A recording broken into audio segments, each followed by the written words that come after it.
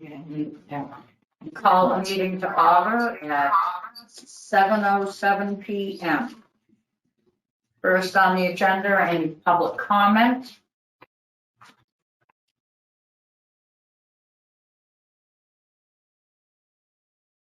Okay. Seeing none, we have the approval of the meeting minutes of August 31st and September 7th. The only thing we have to do is change the street to Fowler. Yep. And September 21. Yeah. Okay. There was also the 14th that's included in our, so if we could, I'd like to just hold off on the 14th and the 21st. We'll do the first two, August 31st and the 7th.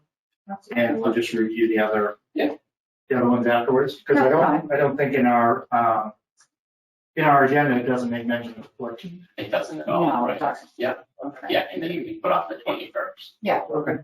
Yeah. All right, so I'll make a motion that we approve the minutes of August 31st and September 7th, 2021. Brett Simon, aye. Second the motion, Stephen Mattelli and I. Unanimous action. We have a guest presentation and we need to vote to consider waiving the 120-day notice period for map 5, lot 40, a portion of map 6, lot 4, and map 5, lot 43. And I believe we have someone from the DCR, Christine Berry. Would you like to give us an update? You. Hold on one second. You're not muted, but we can't hear you. It's on our side. No. Give us 1 minute.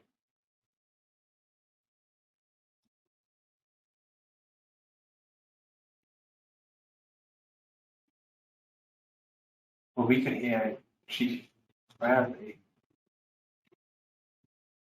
Dennis, can you talk to us and see if we can hear you? Can you hear me? Yes, we can hear you. So Christine, you might want to try again because we can't hear you.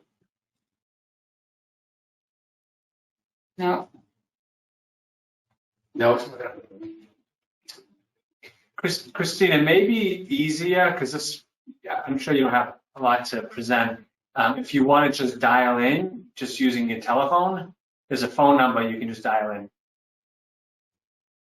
And while she's doing that, I will just kind of give a little back to this. So,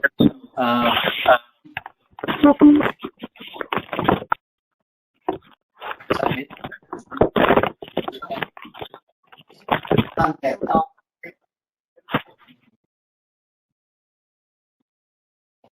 okay, so while Christine is dialing in, I've been working with Christine for the past few months now. She works for the Department of Conservation and Recreation.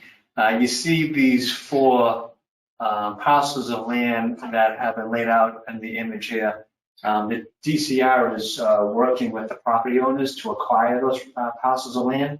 And what they're asking for the town is to waive the 120-day period for the sale of this land.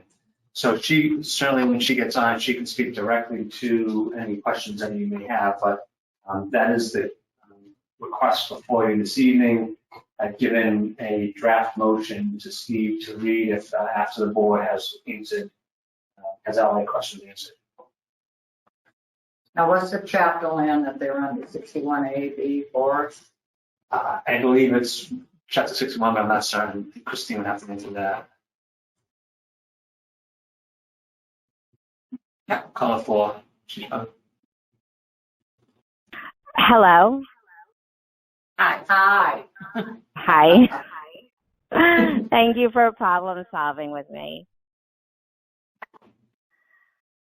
So Christine, I gave us a quick little background to the reason why you're in this evening. If you just wanted to answer any questions. The CEO meeting. Yeah. So I didn't catch all that you present. Oh, I might be on speaker. Hold on 1 second. That one, Kelly, the second one from the right. So, Derek, thank you for giving me an update. I did hear a fair bit of what you said in terms of us being in contact. It's a project we've been working on for a long period of time, and we are before the board this evening to ask for the 120-day notice period to be waived in order to allow the Commonwealth to act more quickly if the need arises. Yes. Does this mean if we waive the 120-day period, do they have to pay the rollback taxes? So if the Commonwealth acquires the property, the use of land doesn't change. It will stay in open space, so the owners won't be required to pay rollback taxes under Chapter 61. If they were to sell to a developer and the land use changes, then they would be required to pay the rollback taxes. Thank you. Sure. Can I comment? Yes. If the 120 days is waived, and for some reason the DCR doesn't acquire it, can a developer come in 120 days? Good question. I lost you there for a minute. If DCR doesn't act, what was the rest of the question? If the DCR doesn't act and backs away from it, and a private developer comes in and buys it within 120 days, then does he not have to wait the 120 days? Maybe it has to do with the way. Right? This 120 days has nothing to do with Chapter 61.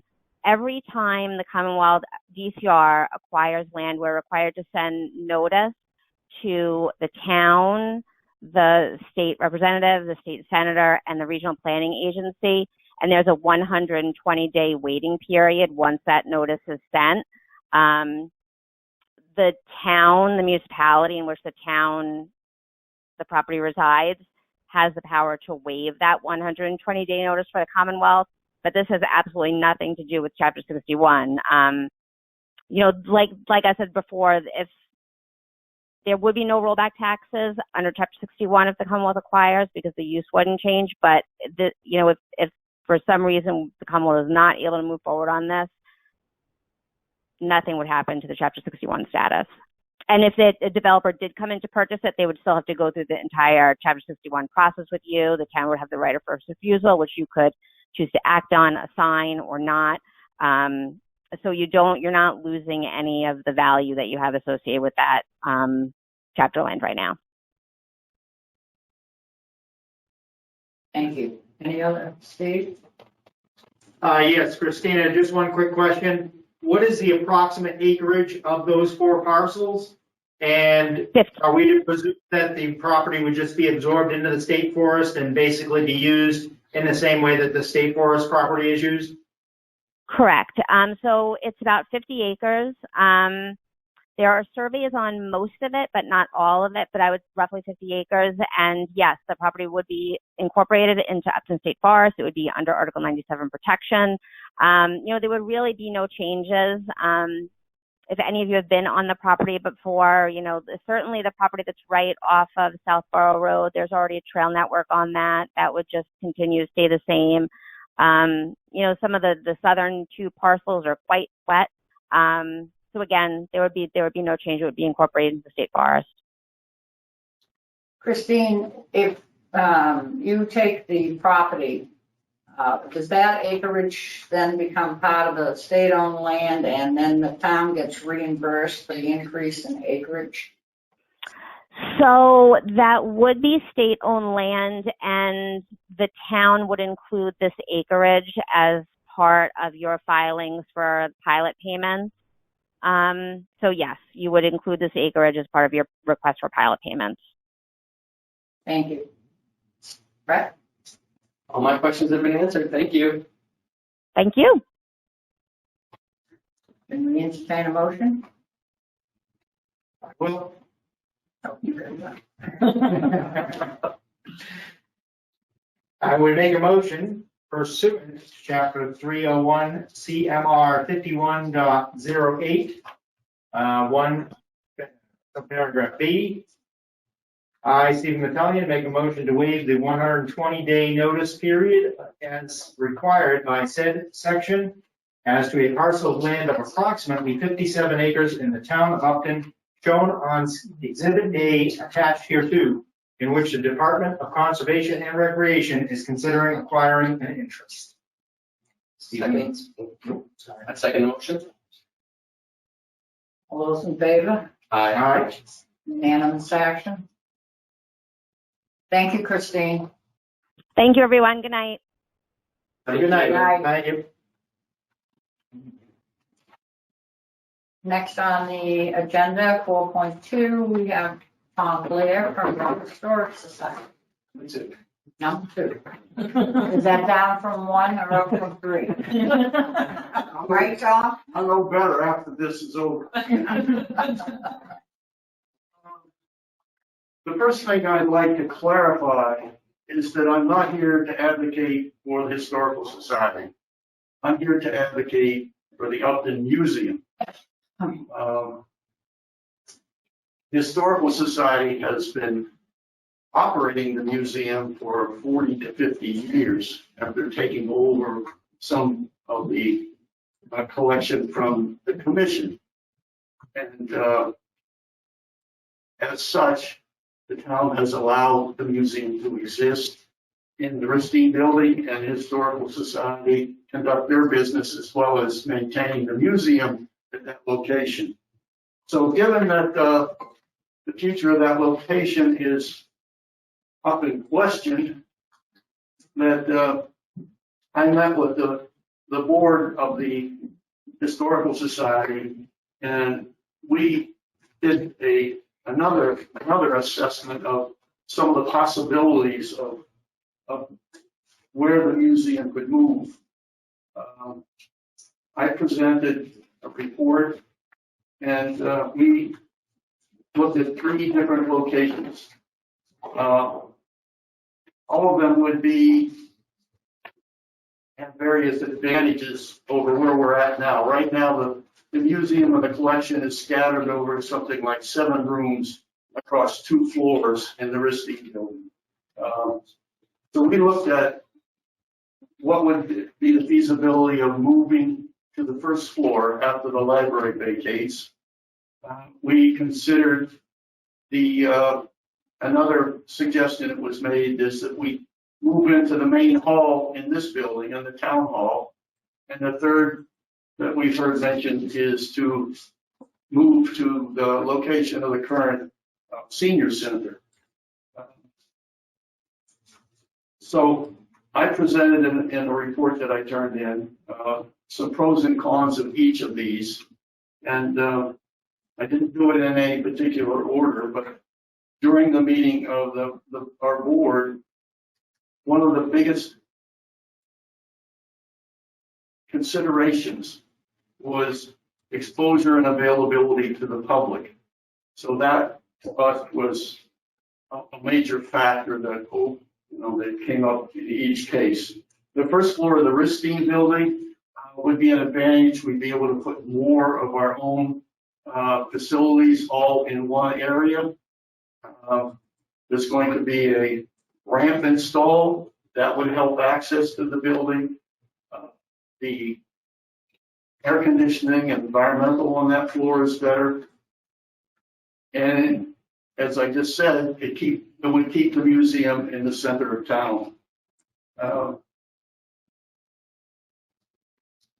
The one thing that would have to be done there, as well as if we came to the town hall, is there's no divisions or there's very few divisions of rooms. So we might have to install like office type standalone partitions in order to separate office space and museum facilities and so forth. Coming into the town hall, that again maintains our position in the center of town. The handicapped access is certainly much, much better.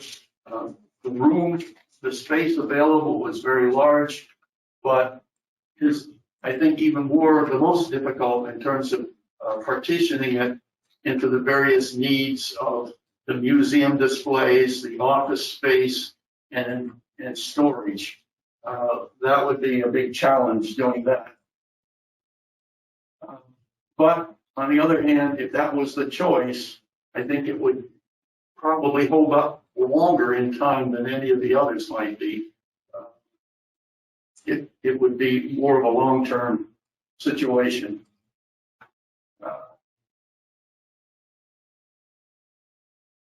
Let me move on to the senior center. I think that, although I indicated in the report that it's adequate space, I believe that it's probably the smaller of the three and could be a little bit of a squeeze. But it does have the advantages of having good, at least internally, handicap accessible access. Restroom facilities are quite good. It's air conditioned. There has been some question about dampness in the facility, but I didn't see anything really drastic. And it does have the advantages of already partitioned office space in there. Externally, the handicapped access, there's some parking there, but the parking is somewhat limited, and it's on a sloped area. An advantage to being there, although we're not in the town center, and maybe the general public wouldn't be aware of it as much, but at least the residents of Mill House, we might get visitation from them, and also maybe some volunteers to help out from the people that live in the Mill House.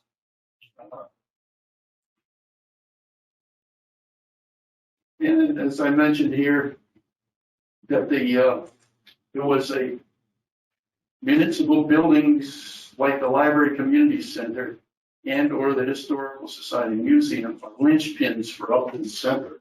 That was in one of the reports earlier on, so I just wanted to remind you of that. In summary, I think there's pros and cons of all, but keeping in the town center, I think, was our most important. And in the report that I submitted, I gave some sketches of how we might lay out some of these areas to accommodate the museum and office and so forth. The one thing that I did try to do is that currently there's a video recording studio on the second floor of the Ristine building, and I tried wherever I thought I could work it in is to move that facility down to the first floor or wherever we end up going. I hate to leave them upstairs on that floor. So that is the summary of my report. Does anyone have any questions? I don't have any at this time. No, I think it's a thoughtful analysis. I appreciate, going through and being very objective about all the different locations. The only thing I would let you know, and I think we've said this very publicly before, is that we all are supporters and advocates of the museum. So however the downtown redevelopment sort of moves and shifts around, we know there's a lot of uncertainty, certainly for the museum. Yeah.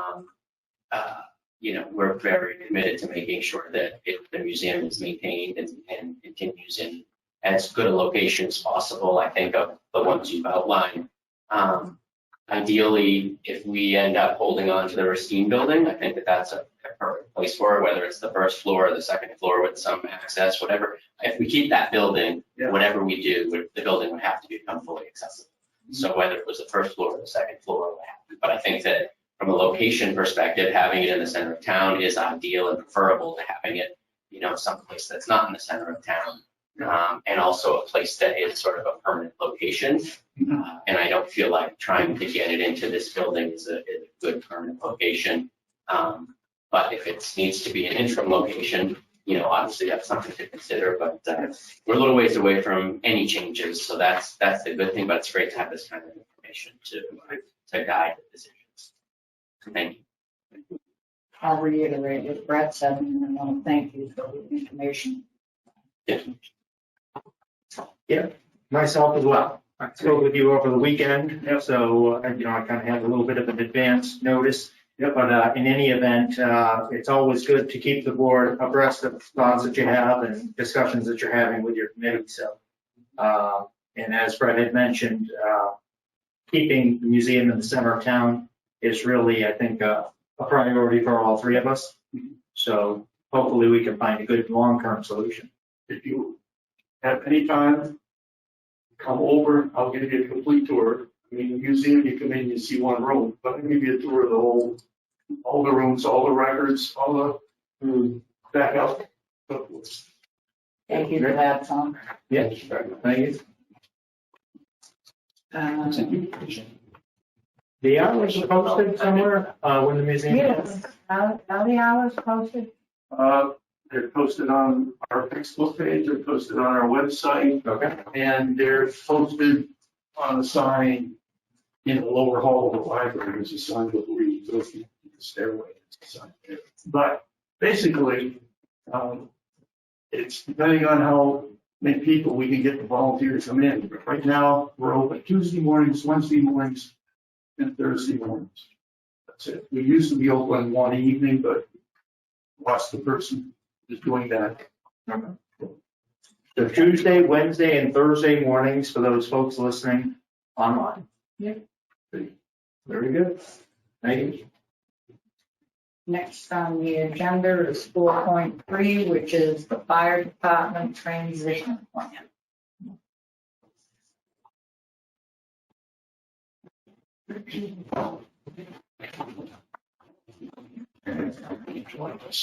Good evening. Good evening.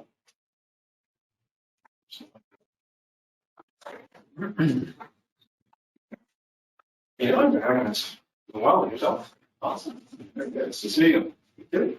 So, well, the chief, I don't know if you can handle the slides now, but I'm gonna run the PowerPoint. But before I pull the PowerPoint, I just wanted to introduce the topic. Both Chief Bradley and Chief Marchand are here to talk about their analysis of the fire department and what they see moving forward. So, as you know, and as I reported in the past, Mark DeFranzo has retired. Because of his retirement, I've been appointed Chief Marchand as our fire chief. And through a reorganization, as I mentioned last week, Chief Bradley was willing to take on the role as Director of Public Safety. And they're both here to talk a little bit about some of the work they've done in the very short time they've been both in these positions, and talk about their vision moving forward. And so this is the opportunity for the board to react to some of their findings and their vision, so that in the future we can build upon what I think is already not just a great police department and fire department, but collectively as a public safety department, you'll see that, and Chief Marchand brought to my attention that these models are used throughout the nation. In fact, Michigan is one of the articles he brought forward to me as a very successful model of public safety. So with that, I'll turn it over to Chief Bradley, and I'll fire up the slide deck. So the slide deck is really short. I'll make sure Derek sends it over to you after. All on the screen, and feel free to stop me at any point. So we'll start off with transition plan is what our organizational chart looks like. Next slide.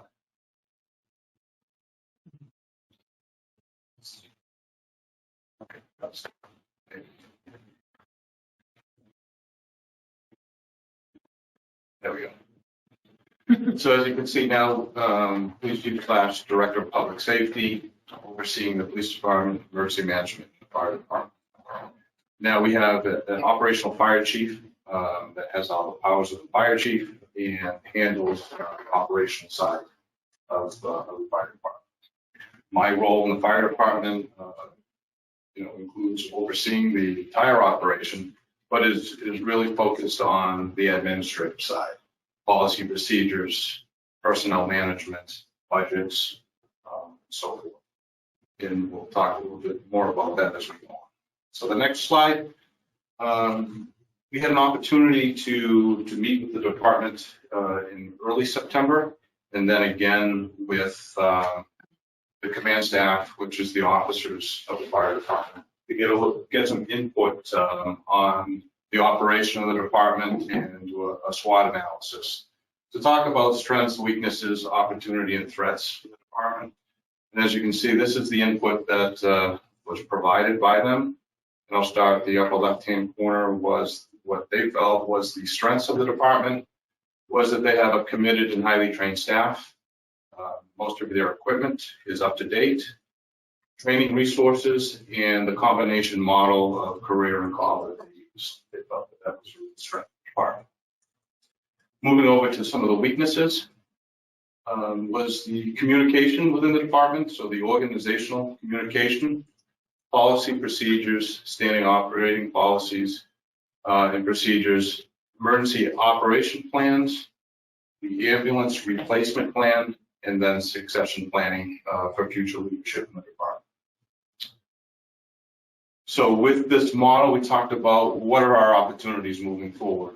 And some of the big items here you'll see is integrated training with fire and police for response. Having myself and Chief Marchand working together allows us to have a really cohesive response, especially when we start talking about active shooter events or response to Grafton Upton incidents there. We're starting on Monday with a combined training where Officer Lucchini will be working with firefighter paramedic James Earl and talking about the initial stages of active shooter and rescue task force, which combines police and fire and the active shooter incident. So that's going to take place on Monday, which is a great step for us. Some of the other opportunities were community EMS. That's where we can use some of our paramedics to go out and do some work in the field, which seems to be a hot topic right now, and is also an opportunity for revenue in the future, where they may be visiting patients in home, doing blood pressure checks and so on. What we'd like to do is also get the Fire and EMS Advisory Committee going again. As you know, that's in our bylaws. And we'd like to use that group, especially on the policy side, to help us update our policy procedures. Another opportunity is AFG grants to improve our equipment. Some of the threats to the department, as the personnel thought about, was recruitment and retention, and I think that's pretty much townwide in all departments. That is definitely a threat. The Grafton Upton Railroad expansion project. We'll talk a little bit more about that in the next slide. And capital planning and funding. So those are some of the threats. If we can go to the next slide, we'll talk a little bit about our priorities, our short-term goals. And on the top is our EMS feasibility study. What we're looking to do is do a study that talks about our costs, response times, call volumes, capabilities, the return on the investment that we're making in terms of response and quality of care, billing rates, are they competitive with our neighboring communities, long-term staffing models, and also a public versus private model, what those models look like, response time, and quality of care. I think that's really something that's been talked about for a number of years, and we want to push forward and get that study done and move forward with the department forward.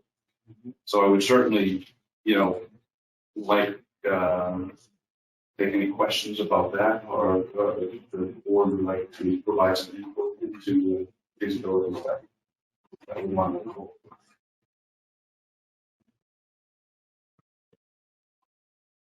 Steve, have you got any input on that? Sure.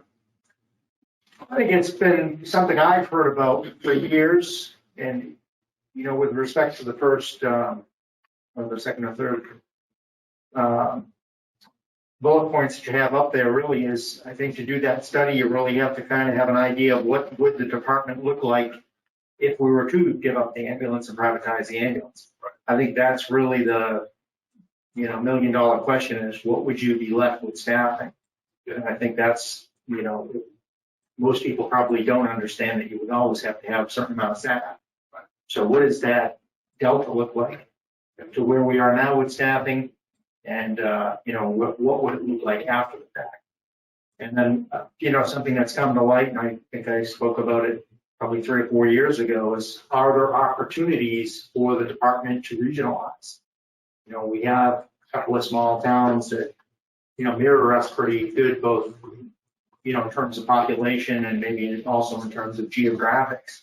So is this an opportunity where maybe we could take a Mendon and Hopedale and get some form of communication going and see if there's a way to save some dollars and regionalize that service? Right. Is that something that is even possible? I'm sure it's done in different parts of the country. I'm sure that's done. But is it something that could happen in Massachusetts? I don't know. Yeah, I think that's certainly an ongoing discussion, especially when you talk about ALS service. How do you do that, in several small communities and share some of that? So that is certainly something we'll look at. If not in this short-term study, but as a long-term goal. And one of the other interesting aspects is, EMS calls are probably anywhere from 60 to 80% of your call volume. So having an active EMS component to your fire department allows you to also have enough people to answer your fire calls as well. So the two are really intertwined for your overall response. So that's certainly something to keep in mind. thing I keep in mind is the quality of care too and the response time. Yes. If you go privatize the region. If you do privatize or regionalize, you may lose some of that. Definitely adding to your response time, and you don't have control over the quality of care.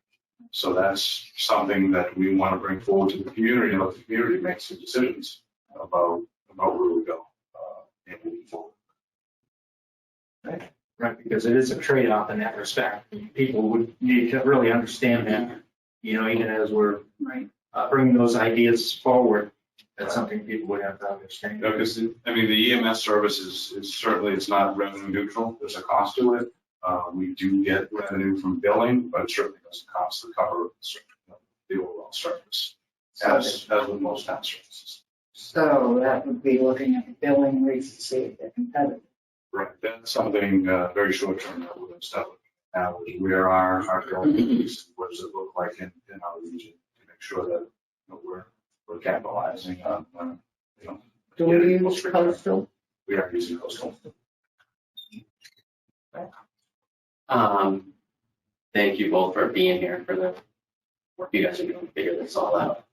It's I've only been in town a few years, but I can't think of two better guys to be doing this work and to solve these kinds of problems. It's just an awesome progression in the town. Really, it's great. There's a long history for both of your service in this town and your family service, and it's just great. It's good to be in a town like this with such dedicated and hardworking and knowledgeable people. So thanks for that. And I mentioned that partly because, any decision and assessment and analysis that's done with this kind of stuff, this is your life. So, I obviously would personally, trust and look forward to whatever guidance and recommendations you have. Obviously, there's a community decision and input element of it in terms of cost and level of service. But if you package that all up, frankly, I have zero doubt that what the two of you come up with as the right solution is going to get the full support of the community. Because everybody knows and trusts the two of you implicitly. So you have our support. Anything we can do to help out, if you need resources, information, whatever we can do to give you what you need, we'll make sure you have it. Thanks. Thank you. What we really would like to do is we want to make sure we get that advisory committee going again, because they can have a big hand in helping us out, and that has career staff, call staff, and community members involved in that. So it's a good mix of people to look at this project. Great. I have a question. I believe that there's agreement between towns that if one town, the fire department is called off, they come back up from another town will come in and watch.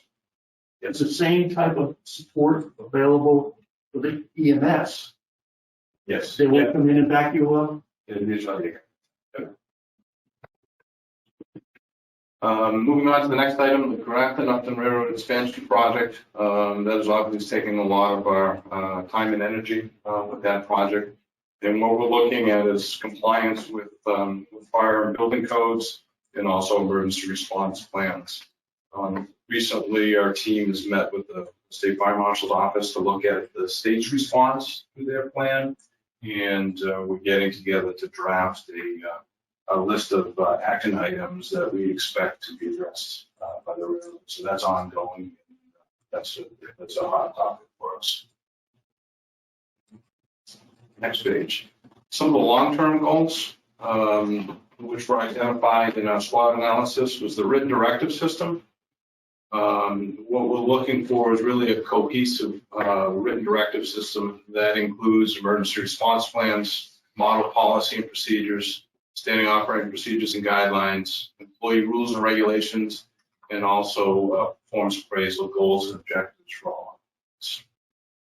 Another long-term goal is our emergency management department to update the comprehensive emergency management plan, which hasn't been updated in many years, and also to develop and do some tabletop exercises, especially for the Grafton up the railroad and school incident response.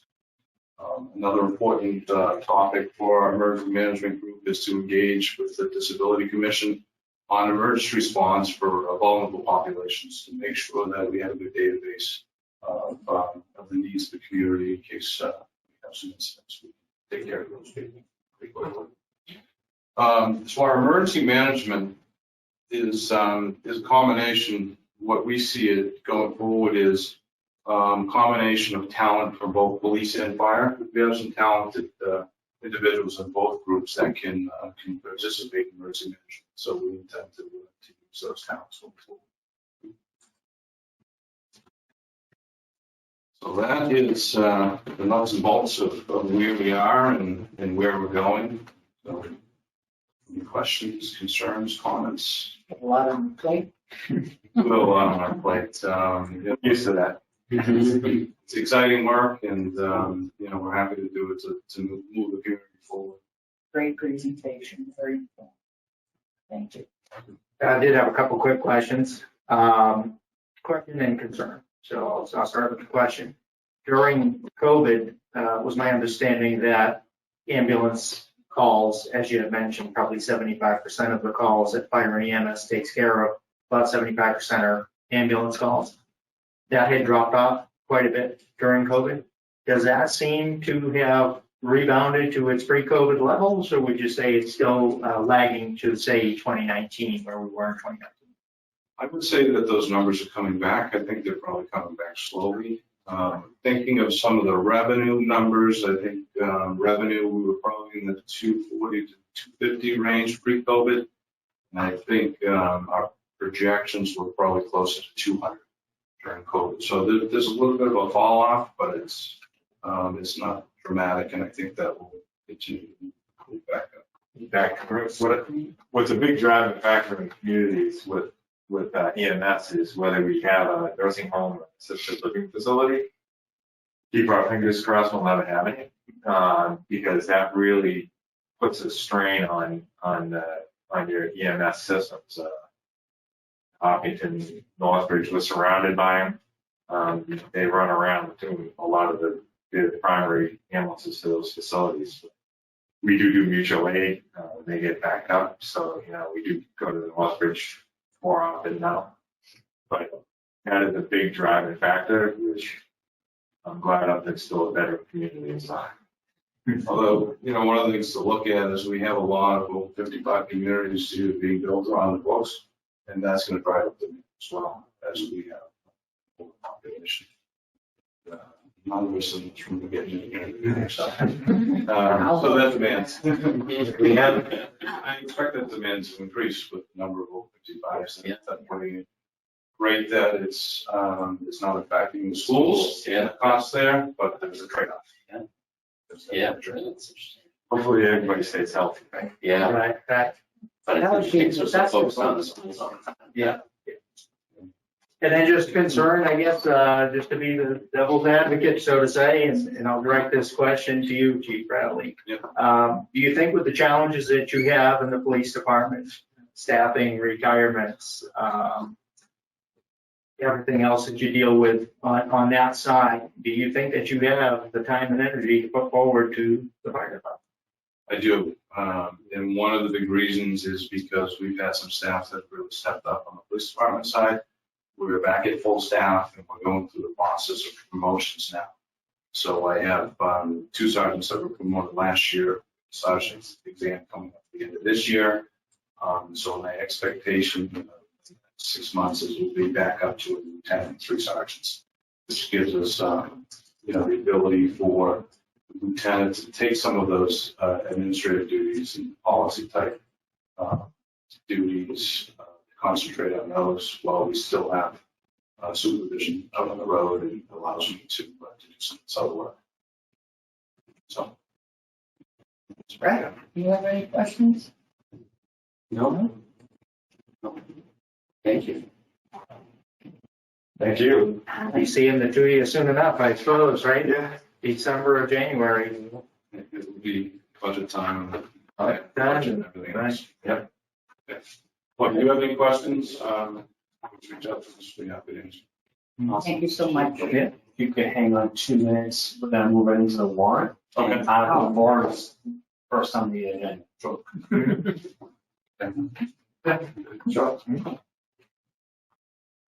Motion to, we're gonna go right to the draft special town meeting warrant. Right?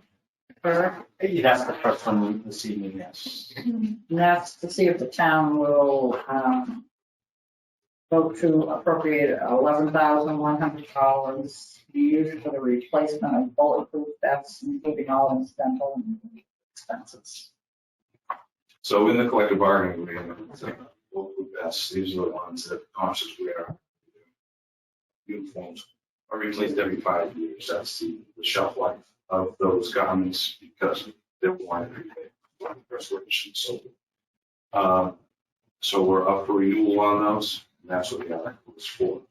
Now, my hopes is when the federal fiscal year starts in October, they open up the bulletproof grant program again. So hopefully we'll get a 50% match from the federal government and 50 from the state to pay for this item or majority of it. But I won't have it until sometime later this fall. So hopefully this is just funds that will return back to the town, or at least the majority. That was a question. They do. They have to fund it. They have to open up. It runs on the federal fiscal cycle, so sometime that starts in October. Probably the recent announcements in the summer. On the accounting side of things, and this is probably a question for you, Derek, if the grant program opens up and we get reimbursement, what happens to the money in that warrant article?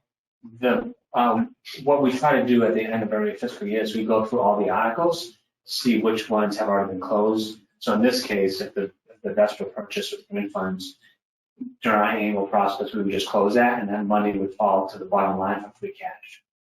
So we'll get reconciled in July or July 1st. We try to do it in June so we can put it towards a free cash certification. Okay. And I guess my only other question was, did we have, and again, this was probably a joint question, did we have some public safety money that was earmarked for the state?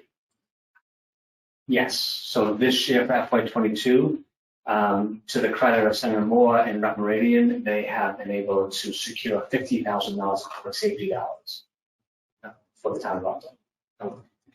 And we just received a notice today that the money is available, and whenever we're ready, we can go ahead and seek those funds. Okay. We just have an awful lot of warrant articles. Right. And I hate to put forward another warrant article if we can fund it a different way. Be the only thing I would be thinking is the 50,000, another way we could fund this. Is that something that we would do for our office?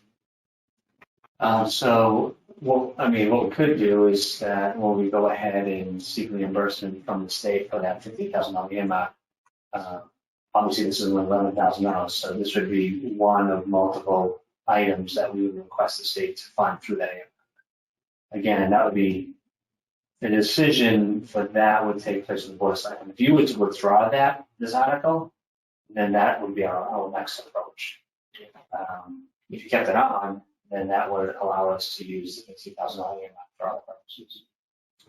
The $50,000 earmark is a general public safety appropriation. There's no fixed item to that, so it gives us a lot of flexibility with how to use those dollars. Okay. Yeah, my only concern would be if the grant process doesn't move out until late spring, and now it pushes me past June. I can't use earmark money because that has to be used by June 30th. But an article will carry into the next year. So I'm forced to wait until July or August to purchase these because of the best program. Timing could be wrong. So that's what I'm concerned. Given the changes and sort of, I'm just thinking through some of them, so you're thinking through it as well. The active shooter scenarios, the training, some of the cross training I think you were talking about. Is there any, well, I would say just think about as you're doing all of that, if you need more vests for any reason, whether you're pulling in firefighters or EMTs that part of your situational response warrants, just tell us. So we were fortunate enough to use a prior earmark to purchase vests for the fire department and also. So we were able to secure that equipment FY21, perhaps. So I believe we have about a dozen components for their response. Okay. But now we did. And those will come up in the rotation for replacement on that 5-year cycle. Those will be longer than 5 years because those go over your equipment and those are metal plates and so forth. So it doesn't have the same shelf life problem. That's all. Lisa's Kevlar, and those must be the AR-500 steel. Yeah, it's steel. And, there's also some materials too. They had to look like the old flag jackets. Okay. Yeah. You never need. Nope. No, I use those. Do we get the public safety grant? Is there timing when we get the actual public safety grant from the state?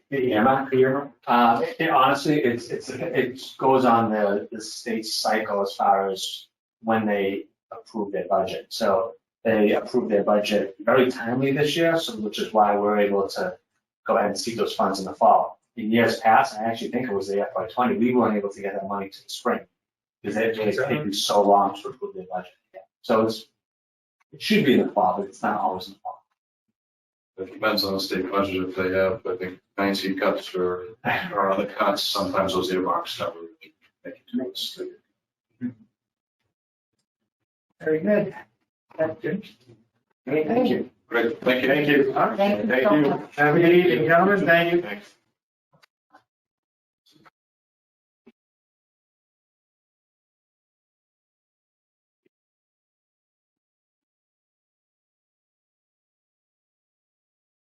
Are we gonna go with the 900,000? So the next item is Mr. McGuire, who is the chair of the DPW feasibility committee. And he has also asked me to post his PowerPoint, so I'm just going to pull it up right now while he gets queued up. Well, good evening, everyone. Good evening, Rick. Good evening. Good evening. And as Derek mentioned, I'm here to come in and talk about the warrant item number 5 and hopefully clarify what our thoughts are on there and show you the direction that we're thinking of. And so just to remind you, back on October 6th, 2020, that was a while ago. It seems many years ago, but it wasn't. We came to the Board of Selectmen and we came forward with our proposal for the DPW facility that we've been talking about. So what I'd like to do is show the next slide, please, and just show the slide to bring you up to speed as to what we were showing and presented. We had recommended, actually the team had met for about a year.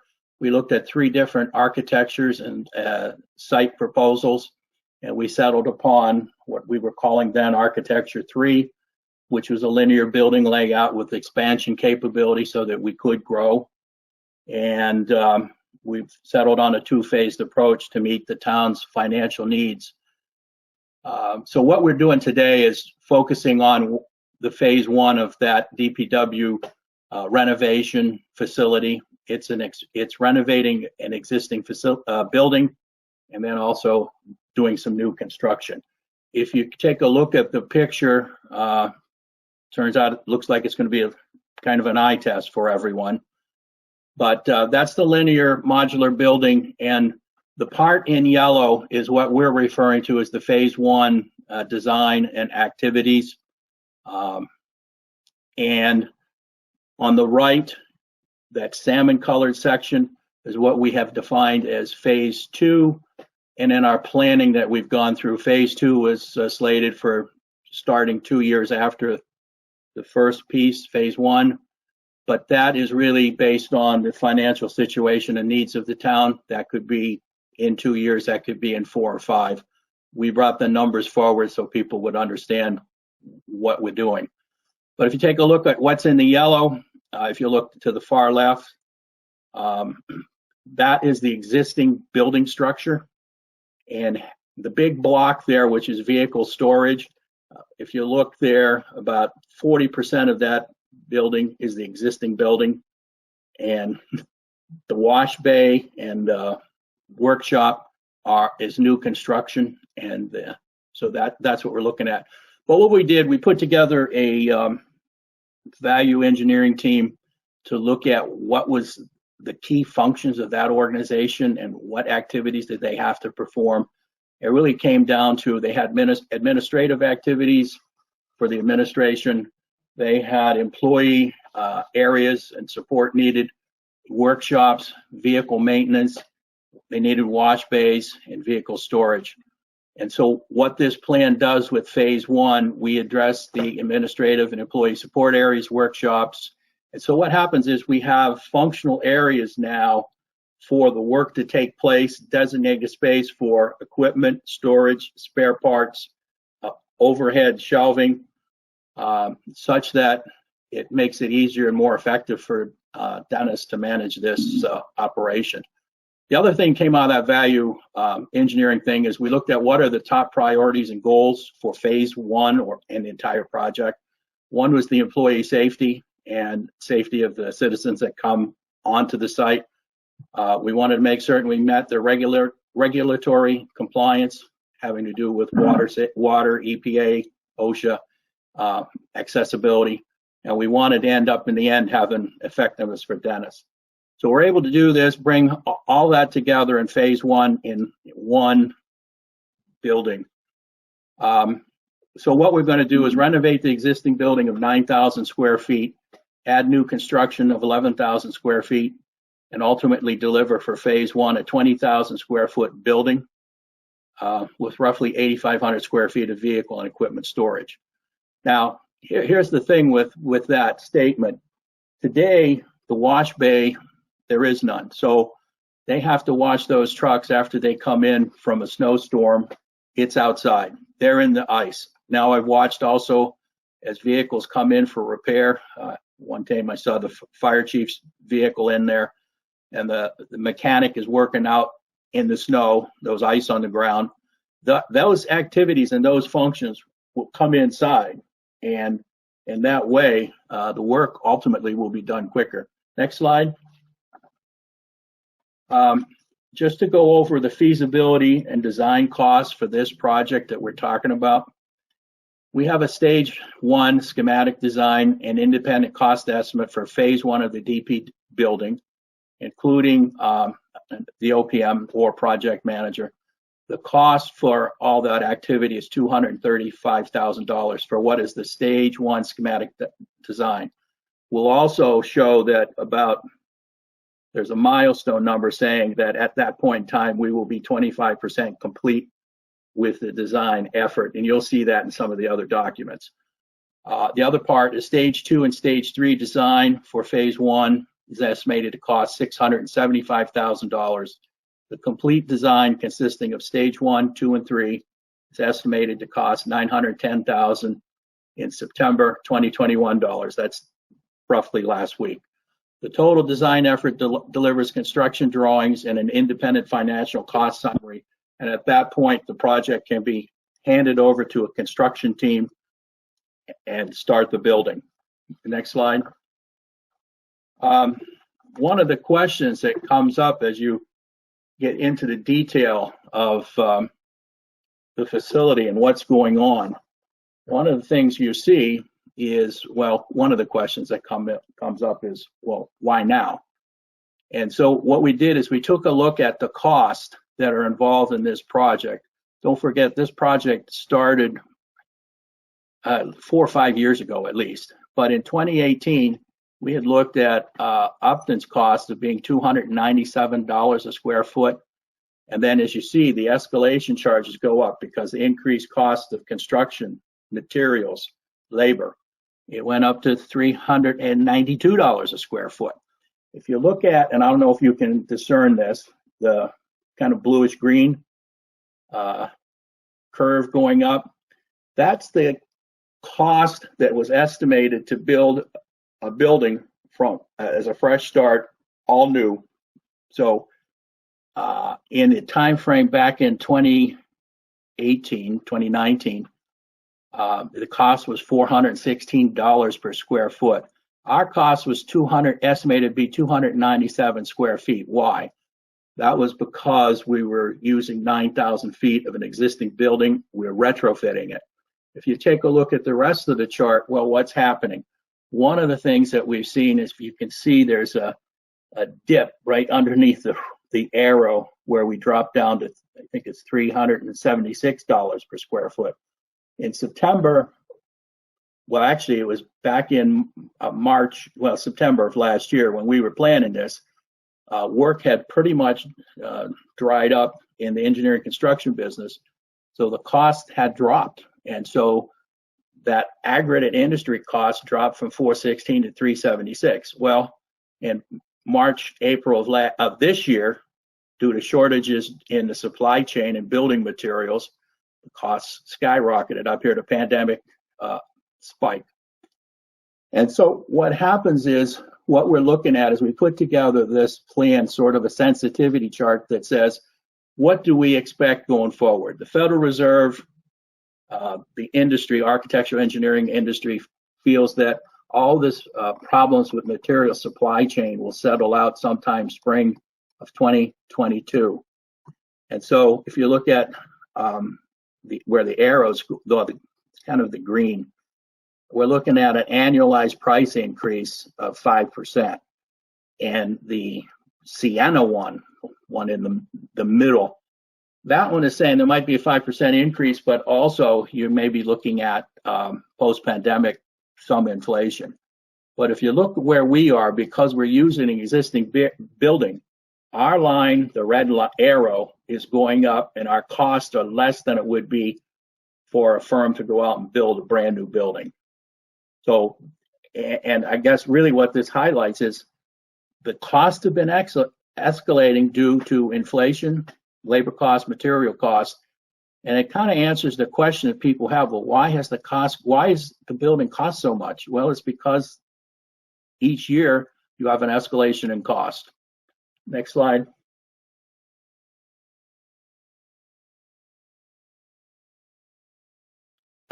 So anyway, the DPW committee, we met on September 22nd, which was last week. We put in the information onto the warrant. We met last week, and what the committee is recommending, and Dennis was part of the meeting and he agrees with us. He was our advisor, Dennis Westgate. What we recommend is a design milestone of 25% design completion with appropriate services for a phase 1 building. Also in other places referred to as the schematic diagram, which most of us are more familiar with. So why now? Well, long-term borrowing costs are at an all-time low. Design costs and construction costs are going to continue to rise every year. And the other part of it is we also have some capital, we want to get to the point where we have a shovel-ready project, because in 2024, we do have some debt rolling off of our schedules. And it's also possible that we could be in line for some federal funding. So we'd like to get a project to the point where we're ready, that if an opportunity comes in front of us, we can jump. So we also recommend independent cost estimates, conceptual cost estimate, and it's included in the cost, and schematic design cost estimate. That's when the schematic design is finished. We want to go to an outside designs person and get cost estimates. We think it'll deliver more accurate cost, especially in uncertain times of supply chain issues and building material shortages. The independent outside cost estimators tend to have a better handle on material and the supply chain, so we want their input. And we firmly believe that lower overall project costs can be achieved. We went to the Capital Budget Committee back in February, and the upshot of that, we went forward with this phase 1 and the costs associated with it. And Capital Budget Committee has placed the DPW building as a top 5 priority of theirs. Now, obviously, it will contend with other projects. So, as I mentioned, DPW committee voted unanimously last week to move forward with stage 1 schematic design and independent cost estimates for phase 1 of the DPW building. And that includes the cost for stage 1 for the OPM, or project management. And we're looking for a total expenditure to push this off of $235,000. Next slide, I think that's it. And I'll open it up to questions.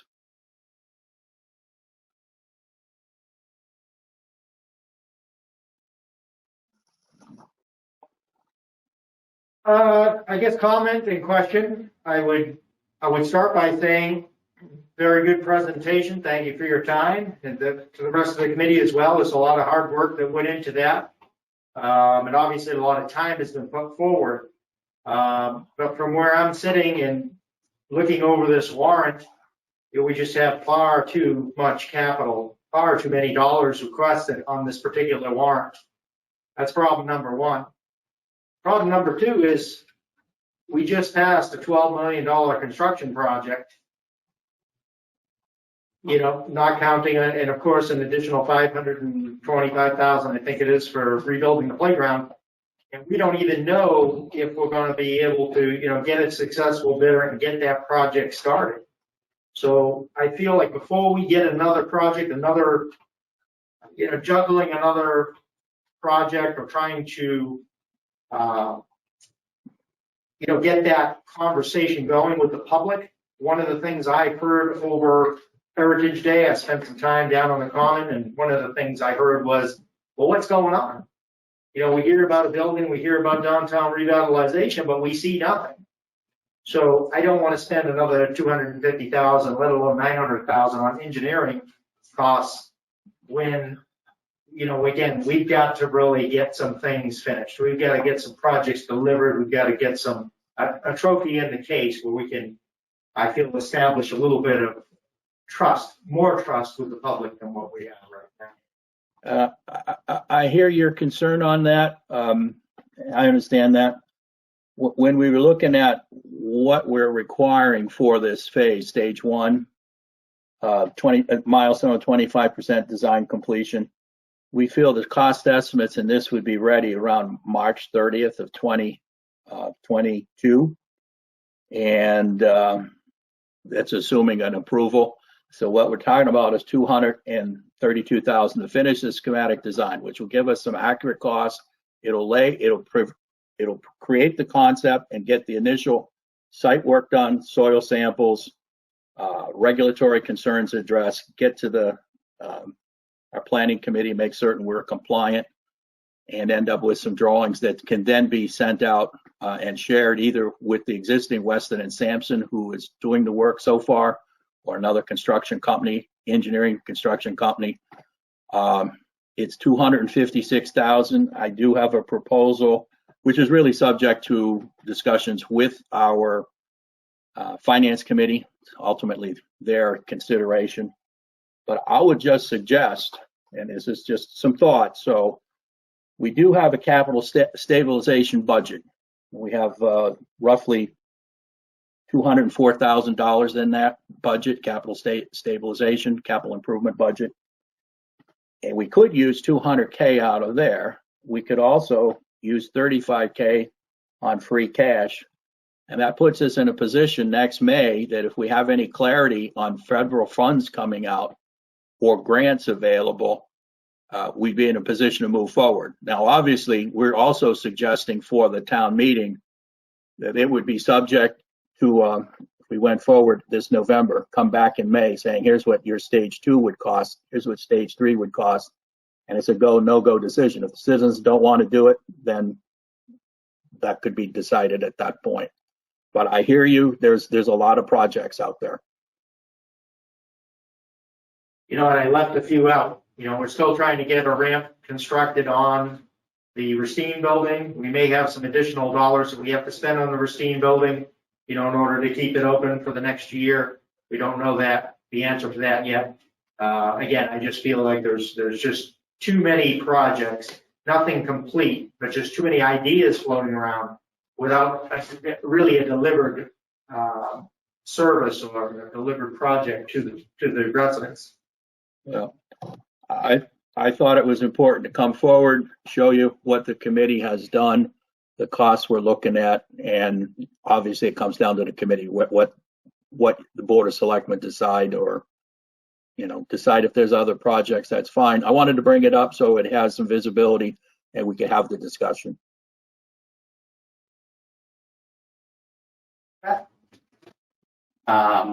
I echo everything that Steve mentioned, both in terms of recognizing all the work, as we always like to do, that everyone has put together. I think that, you know, we've said for a few years that there's work that needs to be done at the DPW in terms of the facilities and the infrastructure that's there. We've been talking about it for a while. Frankly, that's part of why we created a DPW feasibility committee in the first place. So there's clearly recognition. I agree, Steve, right? It's kind of like it's the timing question. The only difference, I think, from my perspective is that, like, I see these projects as like multi-year arcs, right? So, you know, we started with the community center, and that was our focus, and it takes time to go through and you do the design, and then, you know, you sort of start the committee, you get the approval, you do the design, you get the approval for the building, right? It takes a few years to get these projects ramped up, and so we've moved the new community center sort of through the pipeline, right? We've gotten it approved, Steve, to your point, right? Like, people don't see a shovel in the ground, so they're like, what happened to that $12 million? But it's coming, that's part of the process, right? It'll probably take at least another year and a half before people are walking in a new community center.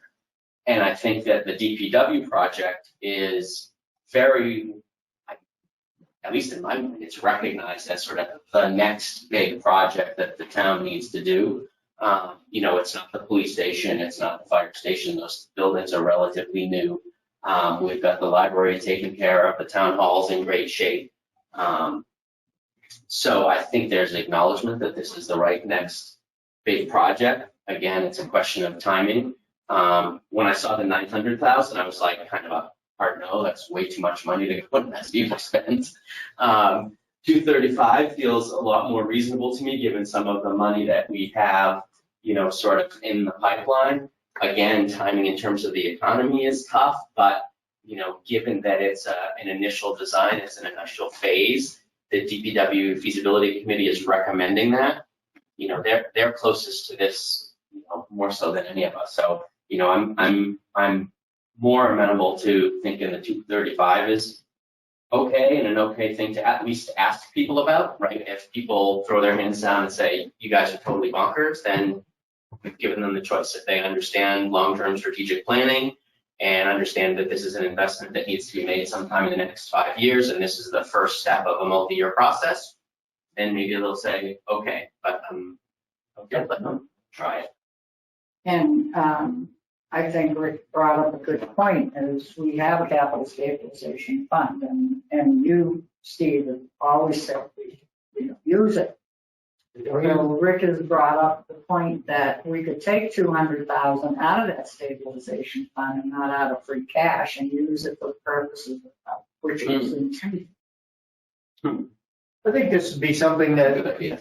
that strategy definitely holds some merit, but I think more so in May, because I think we get a better, we get that crystal ball look as to what is really happening in construction. I know I'm in the automotive business, and we share the same problems because it's all supply chain. So if there's a problem with, whether it be wood, steel, concrete, whatever it may be, we see it on the automotive side as well. New vehicles aren't flowing, parts aren't flowing, a lot of things aren't happening on the automotive side. And I'm not confident that that's going to change by March, to be quite honest. Well, I think that bids on the community center are October 6th. They're coming in. That's what I'm saying. I think that'll give us a good picture of where construction is going, depending on what we get for bids. And if that's the case, I'd still like to see this go forward because we have been talking about it for years, and the conditions down there, I think, are deplorable. They've waited a long time. And I do think, like, in terms of timing, like, if we had another sort of big fall off in debt coming, if we could say, hey, if we wait 5 years, we'll finish paying off X or Y or Z, and it's sort of like a swap out. You can say, like, okay, we can wait, but at some point, we're just going to have to rip the Band-Aid off and make this investment. And if you wait that long, the price just goes up. Right. And so, I think people decide. Yeah, I mean, my personal feeling is I think it'd be cheaper to build 2 years from now than it will be this year. Oh, yeah. Well, the way Rick talked is that this schematic design will be good to bring to town meeting in May Yeah. with a lot more insight on what it's gonna take to start construction on something. Yeah, and I think that this 235 is independent of any construction costs, right? So this is the design of this type of a project. It's not affected by supply or materials or anything like that. So just the design is something that's going to be cost the same whether we do it now or in 2 years. And maybe what comes out of the design is, okay, this is what we need to do. Here's what the next step is. And by the time we're building it, to Steve's point, it's 3 or 4 years down the road. And materials costs have normalized a little bit. So, but if we don't start the ball rolling, then who knows what else might happen. And just I think, maybe you mentioned the debt coming off. Yes. Tony and I were talking Memorial, BBT, and what was the third one? Misco Hill, we get charged something from Misco Hill when they did something. Those 3 debt items are coming off by 2025.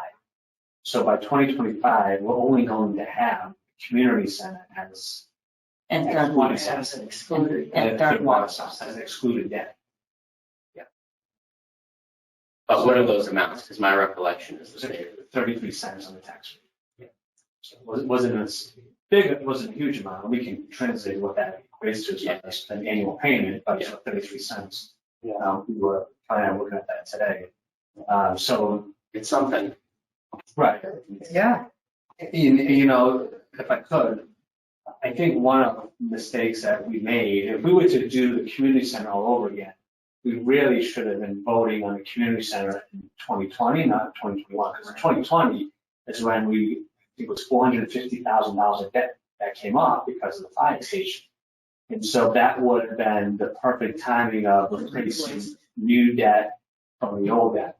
So we missed that from a timing perspective. And I think what Rick is promoting tonight is if we start the design phase now, we then catch that wave of debt that's coming up. Again, I recognize it's not as much as certainly what we just came off a couple of years ago, but it's still debt that's coming up.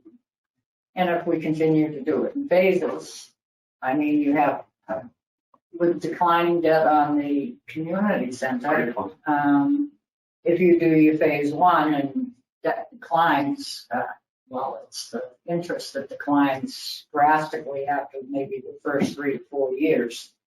So that opens up more money for something like this to go forward. Yeah, that's a great point. I didn't think of that much. Yeah.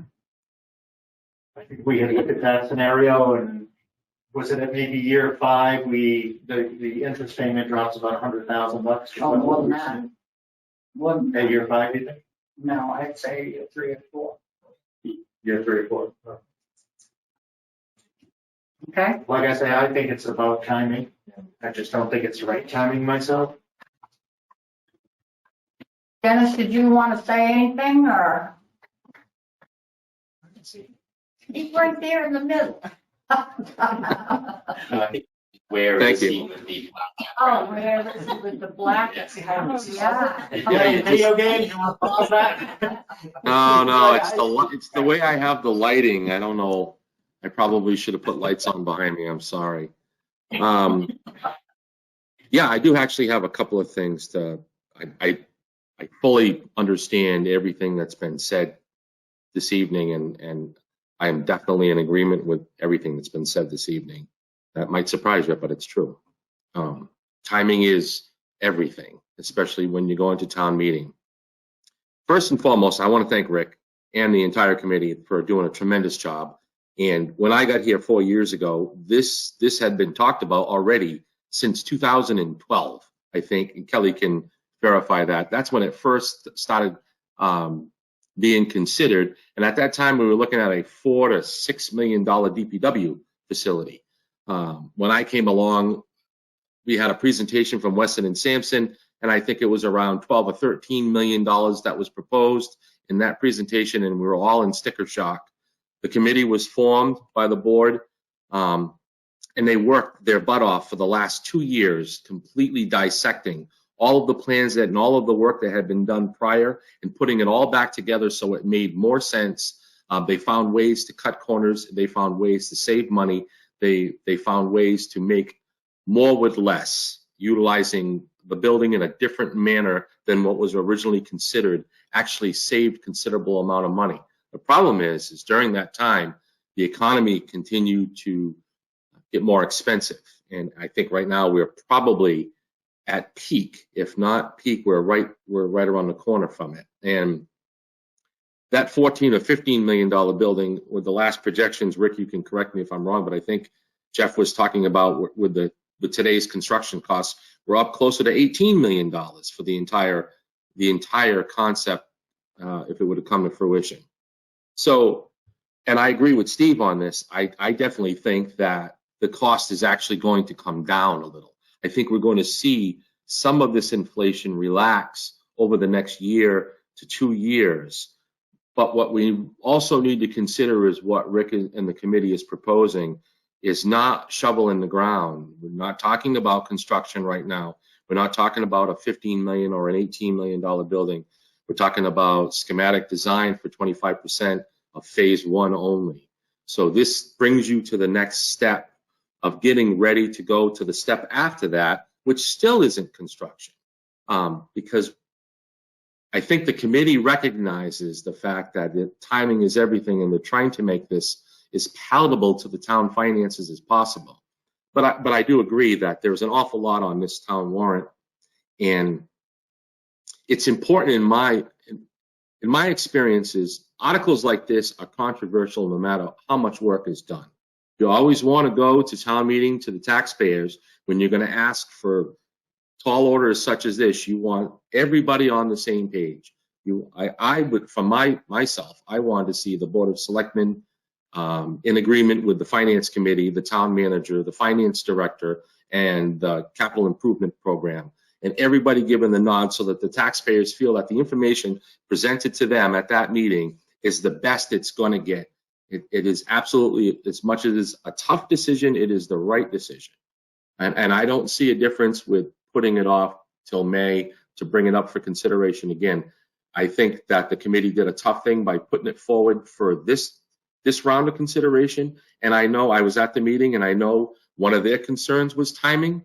And there was a lot of discussion about all the other money articles that were going to be out there and what was going to compete. But as Rick stated, he didn't want all that work to go to waste and to lose sight of it. Because remember, we're talking about schematic design. This is something that can be put on the shelf.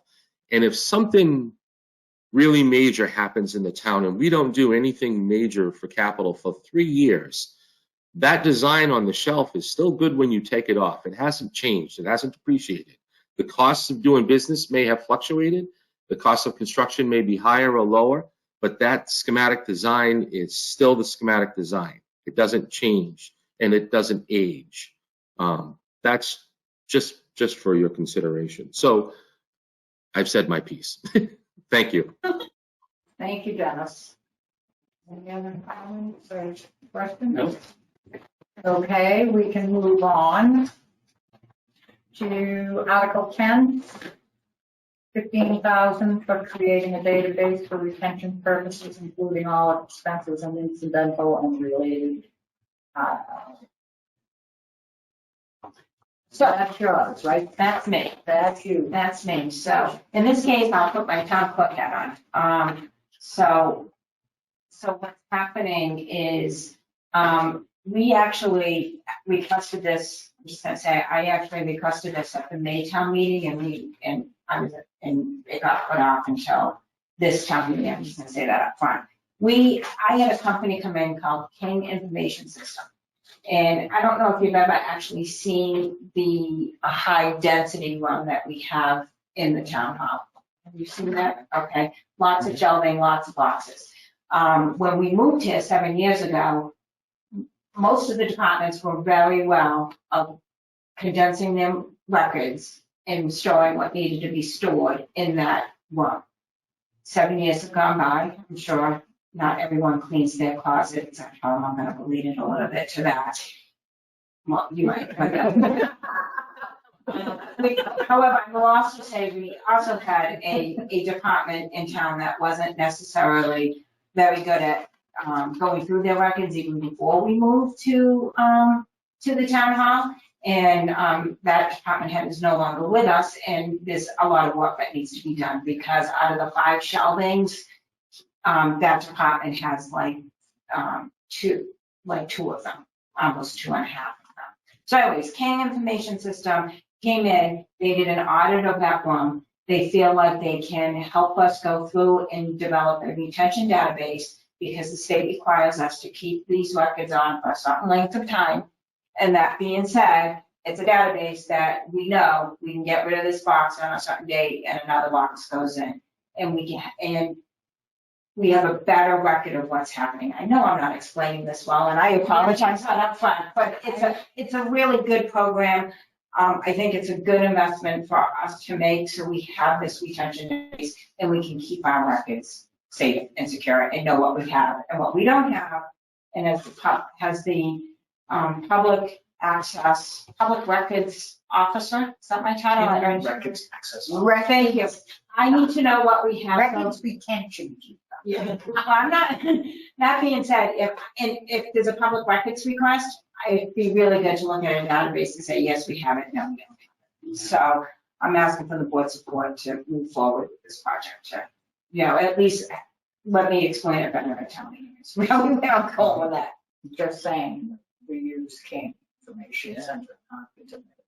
Yes. We use that in Plymouth as well. Yes. So that's what we do. This company goes around municipality and helps those municipalities handle their records. I don't want to leave our children with what we left with.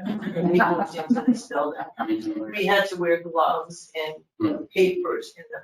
I mean, just a lot of it we could get rid of, but no one did that for 50 years. I mean, we spent 6 months bringing boxes and boxes. We don't want to leave that for the next generation. And we need a database that everyone can read and understand. And we would have to make someone in charge of that database. I already have someone in mind for that, and it's, believe it or not, it's not me, because this particular department was very good at records retention and making sure that their records were good. And, so I just asked for the boards to think about moving this forward. I would have, when you were in Plymouth, it wasn't much more, this is not much more expensive than what we paid back then. We had a lot of work to do in Plymouth. We had one whole floor of a vault of records. It was probably $100,000. Oh, we didn't. Record work. Yeah. And I just like to add, at one point, we had all those boxes that are in that room, all in the main hall. And we talked about having King come in and do it right then and there. But because the town had granted us this beautiful building, we didn't ask for the money at that point. That probably wouldn't have been the best move to make. But we didn't, and now we're here 7 years later. And I'm sure at some point, you're going to obviously take a final vote, but I'm gonna wait to talk about this document, having town manager report, but this, I don't know if you remember this. So this took us twice to get through town meeting. We had to ask for $10,000 to hire a company so that we can consolidate all of our bylaws, all of our rules and regulations, all of our statutes and special acts in one place, so that when any one of us are gone someday, any one of you, if you wanted to know when a special act was passed, the DPW special act, for example, you can go to this document and it'll tell you exactly. Right now, if prior to this document being developed, you would have to honestly probably just go to Kelly and say, hey, I heard there was a DPW act. You know, Paul Flaherty told me about it. Is it true? And she'd have to go through her files and find it. So I'll talk more in depth like how important records keeping is. This is just all of our laws. This is how we govern ourselves. It's all in one place. And again, it was $10,000, but for me, this is going to last a lifetime, this type of work. You just add to it every time you, that's it. That was one question, was with the act to codify all of our bylaws. That was one of the questions I had. And I guess my other question, just out of curiosity, you would think municipal records, for some reason, I would just assume you kept them forever. I would assume that nothing is actually. There's some that do. Everything in my office you pretty much keep forever.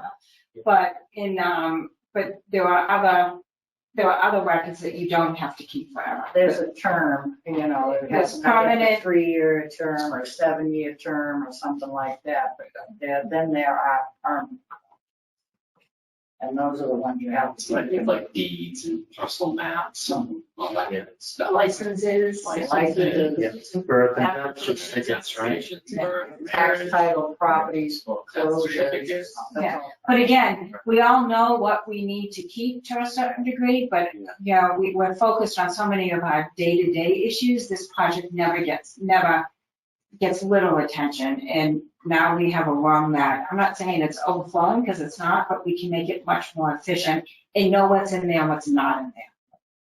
Payrolls. Yes. Forever. I think more importantly, what we have. Right. It's like, what can we access? Right. What can we access? And does King take that and back it up electronically, or do they keep just the hard paper copies? It's a database that they send to us, and they train us on how to manage the database. And so we, you know, an alert will show, I'm assuming an alert shows up that says, okay, you can take boxes 50 through 53 out and destroy them properly. And every time somebody's like, they clean out their desk and say, okay, I want to get rid of these records, it's recorded in the database, and it lets you know when that records can be destroyed, if ever. It'll come up. Yeah. It's great system. But they don't copy the record. No. They don't A lot of the back times it we have to keep the permanent record. We need to keep the piece of paper. That's it. So they've already done the inventory of what's in that room, or they at least have a really good idea of what's in that room. This estimate, which I would like to actually call out this company, is when we had it done and we didn't bring it forward in May, I asked them to keep the price the same if we passed it in November, and they agreed to give me the same pricing that they gave me last year. So, if we can't get this to move forward, and it doesn't get approved at town meeting, they're gonna have to come in and give me another quote to do this, and that might be more than ask, right?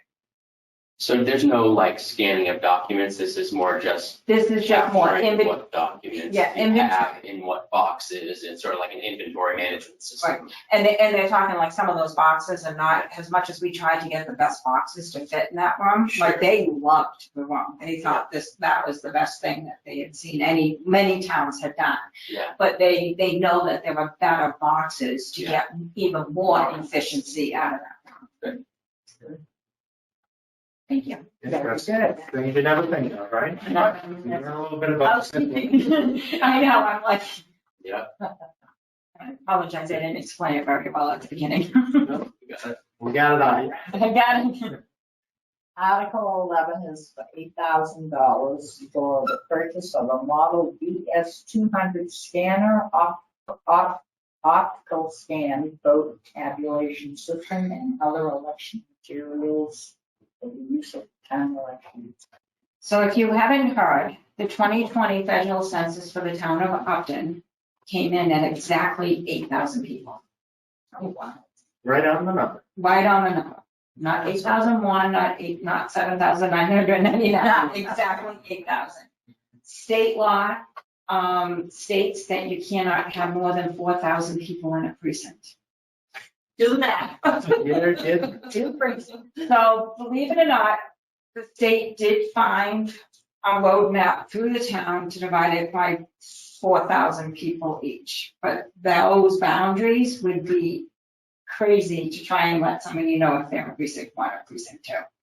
I will give credit to Denise on this. She made a comment to me that neither her nor I could be here in 10 years when it would be time to go to 3 precincts.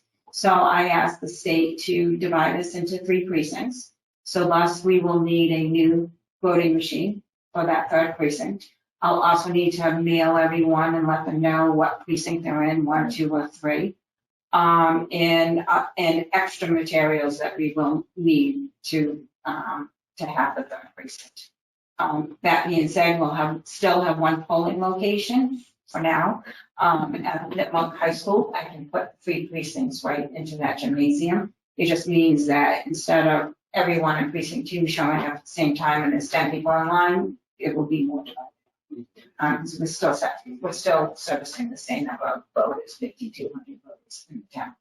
So we will be mandated by the end of December that, so a prelude to an upcoming meeting that you'll be having, I'm doing the final touches on what those precinct lines will look like.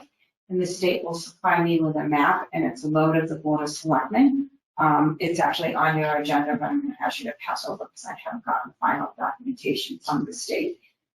So that being said, you need to vote that, and that will go back to the state, and there's some committee on the statewide that will approve those lines. But this is, so next May, for the town election will be the first time that we will have 3 precincts in the town of Upton. And who do you think? 20 years ago, it was 1. Yeah. Just to add confusion, right? Yeah. That's gonna be sticky. All righty. Article 12 is for $5,800 to upgrade the door access program for town hall. You get tired of hearing from me yet? So this, so again, 7 years ago, 8 years ago, we installed the program that your fobs work with. You open the door when everyone comes in. That is using 2010 software. If you know anywhere software that's 11 years old and that needs to be upgraded. I reached out to the company. They estimated, they gave me a quote of about $2,800 to do the upgrade to get the system working better and upgraded into it and on the virtual server. Right now, it's a virtual server on a town system. They also gave me a quote that if we spent the additional $3,000, we could move to a product that's in the cloud, which means we can have an app on our phone. So if I get a phone call like I did last night, that the doors are not locking at 9 o'clock, I don't have to come down here and get on my computer and lock the doors. We can do it. It has more capability. The other advantage of upgrading the whole system is we're hoping that with the community center, they can get into the same system that we're looking to get into as well. And then less town hall and community center would have pretty much the same fobs, and you would just we can program each person on when they have access to each door, to each facility at what time. A lot of capabilities that we can do with this system. So since we needed to spend the money anyways, upon discussion with Derek, we thought it would be more advantageous for the town to upgrade to the cloud product. We lose the virtual server that's on the IT system, on the town system, which saves us in the future, gives us more capability in the future, and we just think it's good. And in 10 years, we don't have to do this again. I guess the only thing I would say is, from a timing standpoint, 10 and 11 seem like they're definitely time sensitive. 12, would that be something, or are you speaking to 13 as well? Are any of these articles that we can push off to May, only because we have an awful lot of articles? No, because the town, I'll be honest with you, the door access system is not working. I'm literally, there's been a couple of occasions, and now I'm gonna make it a nightly routine at 9 o'clock. I'm gonna check and make sure the doors are locked. And we can't always get in. And yeah, she managed an issue. So they can kind of help me program it. I do have a phone call into them, but because of the changes I made for the pandemic, I think the system needs to be upgraded because it's not working properly right now. Okay. You're up again. I'm up again, so I'll put my assessor's hat on. This is for reval, right? Right, so we're in our fifth year we're in our current fifth year, and we're doing a total revaluation of all parcels in the town of Upton. That project is being completed. As a matter of fact, I take that back.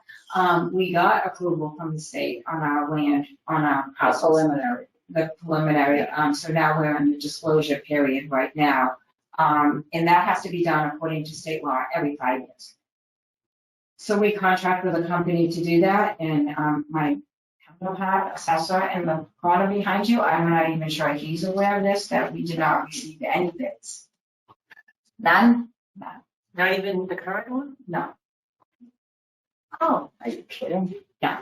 So, we're reaching out to the companies. We have a list of the companies that did pull out the bids. And the assessors are gonna talk tomorrow about, literally, I just saw his behind you and figured, this is news to him. We're gonna maybe look to do a 2-year contract. This was gonna be for a 5-year contract, and maybe that's why we're thinking people aren't bidding. Like everything else in the economy, people don't know what's happening in the world from one month to the next month, so people are a little gun shy. So we're gonna have to find a vendor out there to help us, because we do not have the staff to value our properties according to state regulations. This money, we put this in here, so when Derek went to sign the contract, we would have the money.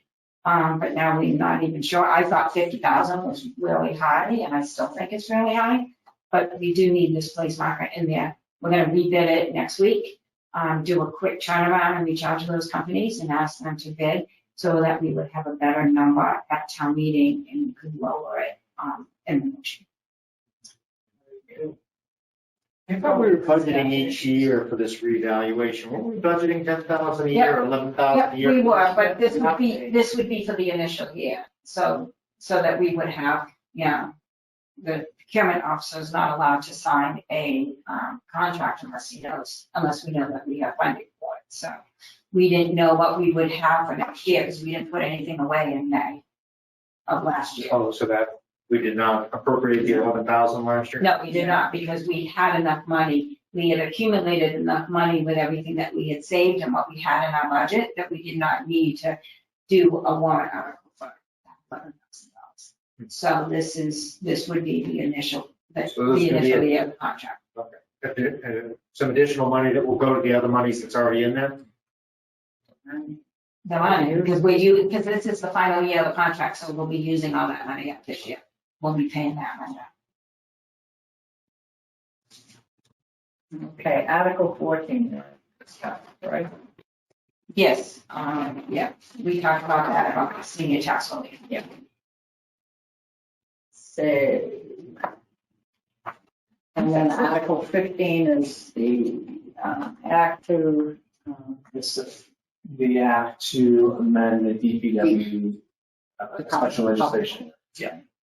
We discussed that last week. Yeah. I think the remaining articles are all the DPW ones we discussed last week. One through those. yeah, we went through those. Yeah, all of them. Wow. Just that's everything. That's all, we've discussed all That's it, that. right? We discussed everything else. Mhm. Yep. Okay. You had mentioned Article 15, just point of clarification now, within the content of that article, Is that worded, it says enable the hiring authority to enter into. Meaning the article language itself? Yes. Wouldn't that be the board of selectmen? Or wouldn't that be the way it's drafted? So I have the authority to appoint department heads. The board of selectmen has the authority to rescind it under this town manager special act. Within 15 days, right? 15 or 14 15, days. 14 days. Yeah, I think it's 15. Okay. 5.2, motion to approve recommendation to update the personnel committee handbook screen and to establish a screening committee. Yes. As you recall, a few years back, I don't remember where it was, 17 or 18, we updated the personnel policy and procedure manual so that it no longer needs to go to town meeting to be amended for the changes.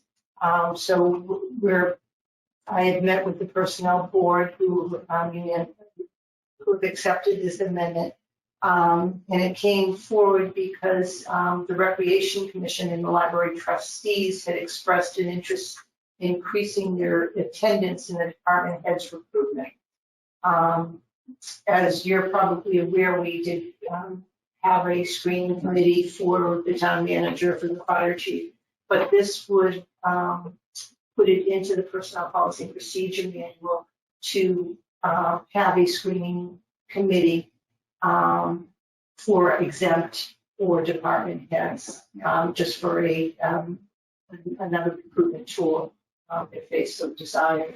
Because right now, for instance, if we were to hire a new recreation director, the people that would sit in on that recruitment would be myself, a personnel board member, and a recreation board member, and a subject matter expert that we chose, so a total of 4 people.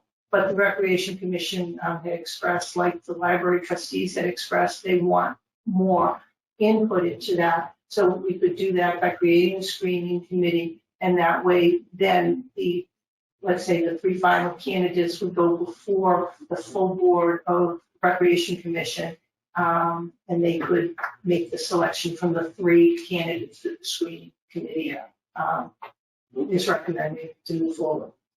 So just a process. Yeah. We have a motion to that effect. Oh, just a quick question on how that would work. Convenience, so that would be something that would be done under their particular board at a public meeting. They would basically. No, and that's why, because we can't, for instance, we can't screen applications in a public meeting. No, I understand that, but when you actually form the committee, so say, for instance, the Recreational Commission says, well, we'd like to convene and form a committee. That application process to join the committee would be something that would be done at a public meeting, right? No. By residents only? No. Myself, a personnel board member, and a recreation member, 3 of us, would meet because that's part of the recruitment process. We would then, if they wanted to do a screening committee, we would go in and select a screening committee. We would have that discussion where we would select people that may want to be on the screening. Okay, so you're saying that the committee wouldn't be formed, it should be formed by it says town manager or designee, right? Right, well, that's generally me as the HR director. But I think Steve's question is like, who are the people on the committee? It would be you The and, screening committee, yes. that would just be decided amongst a recreation committee member. Would only a recreation committee member, myself, and a personnel board member, to expand it, if they wanted, if we just. Right, would it be expanded to people in the community? Yeah, it could be. Okay, and if it was It could expanded to people in the community, then a job role would be posted like it is with other opportunities? Yes. Yeah, and that's obviously very close, I think, is that partly what you're asking? Yeah, we're on the same path. When we did with the fire chiefs, screening committee, that I think we had was with the fire chief. Right, but that was right. But that's what I'm trying to get around to, is that was a public process. We put that out. Yes. We screened applicants, so we, To be on committee, yeah. To be on, okay, I was thinking of screening applicants for the job, No. not the committee. just committee members. Yes. So I guess because the way it's written, I'm thinking, well, what if, let's just say you were to pull a committee together and none of them were town residents? Or, you know what I'm saying, could that happen? Oh, gotcha.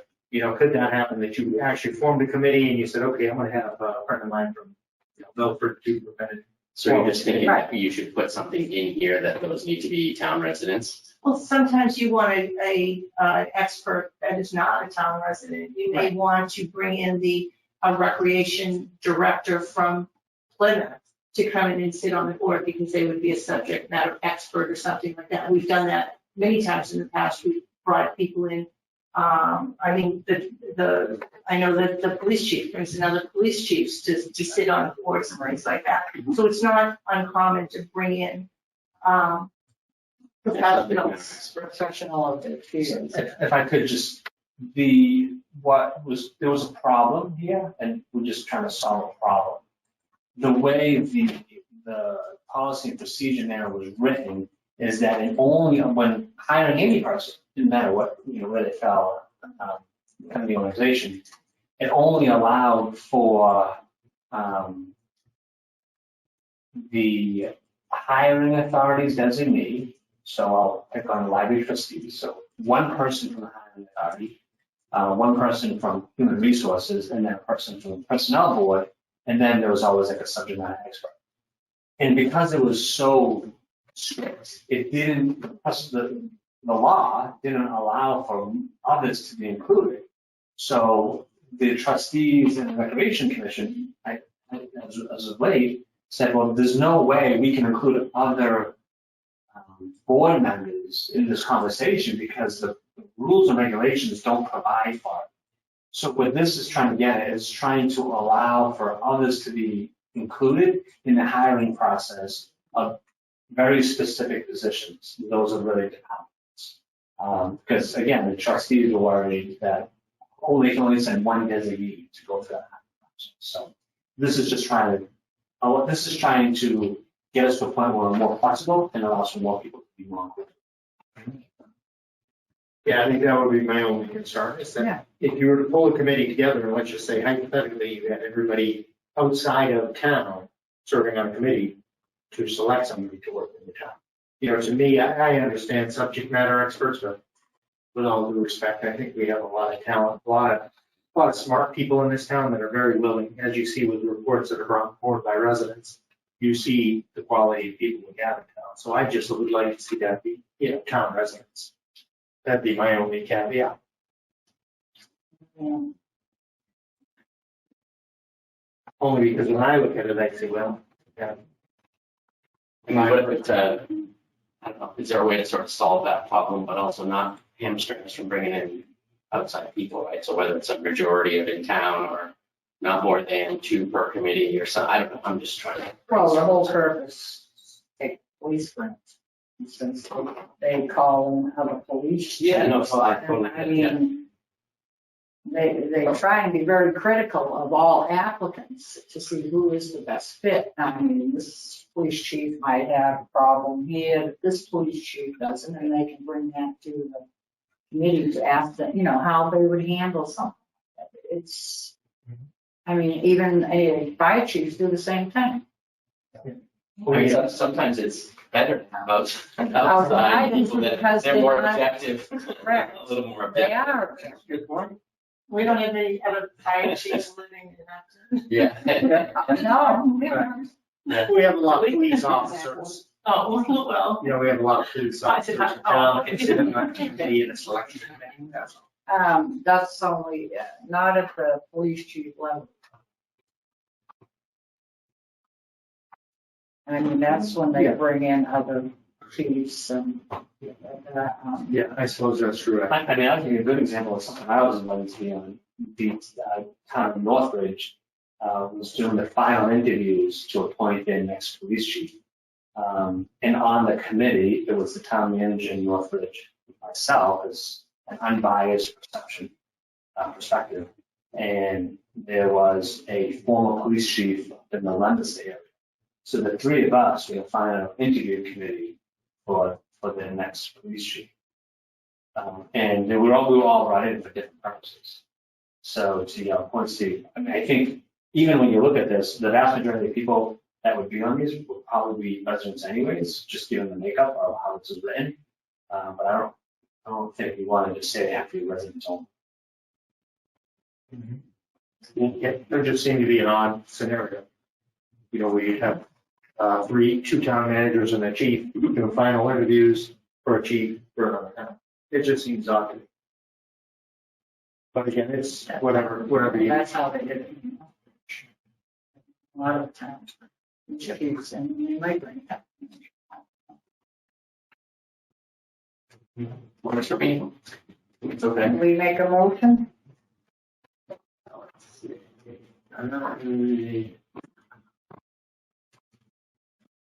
Make a motion that we approve the updated policies and procedure manual, section 2.1 through 3, recruitment and screening committee. I'll second. No, No, you got. I thought you were gonna say Brett Simon's aye. Just waiting No, for no. It's the motion now. on the motion. Second the motion? All those in favor? Aye. Unanimous action? Kind of mixing it up mid-meeting, the old style and the I new know. style, and it's confusing. Are we virtual? Sorry about that. Exactly. Yeah, I know, you can't tell. Well, earlier you weren't using the all in favor, so. Exactly. Well, that's Probably because you because I guys said, kept. right, we kept saying for Simon's eye, Steve, sorry. I'm wrong again. Come on. That's 6 in a row. I make a motion that we go back to normal. I didn't think the minutes are easy. Next, we have a road race. And this is going to be where? I did not see. I don't see where's the effect? Sorry to cut you off, but I didn't see the company. No, I don't. The attachment? Yes, was it attached to the agenda? Was, yeah. Yeah, the room wasn't included in. The route wasn't. The route wasn't on, so there was a copy here. Oh, okay. Okay. It just refers to an attachment that I don't see, that's all right. So, Oh, okay. Exactly. And that's gonna be held on November 7th, sorry? 10 a.m. to 12 p.m. 10 to 12 p.m., Sunday, November 7th. And Word of mouth, signage, social media, 100 people, 150 people maximum. does the police chief? And she has reviewed this. Okay. Yeah, they said they'll have police details and volunteers stationed appropriately. Water station, yes. Shall I read off the course? Do you want to do this? No, go ahead. Just for Yeah. everybody's information. I'm curious. It looks like it's going to be leaving from the school, traveling down Pleasant Street. And at the intersection, it looks like it's going down Station Street. Curling over to Grove Street. So down Station Street, over to Grove Street, continue, I'm going to call it southbound on Grove Street, intersecting with Mendon, and then taking Mendon Street back over to Pleasant Street. And I would assume then it would just reconvene. Right. It's tough to read, but I think that's what I see. Want to take a crack at Maybe, Uh, make a motion? I just had a quick question and then I'd be glad to motion it.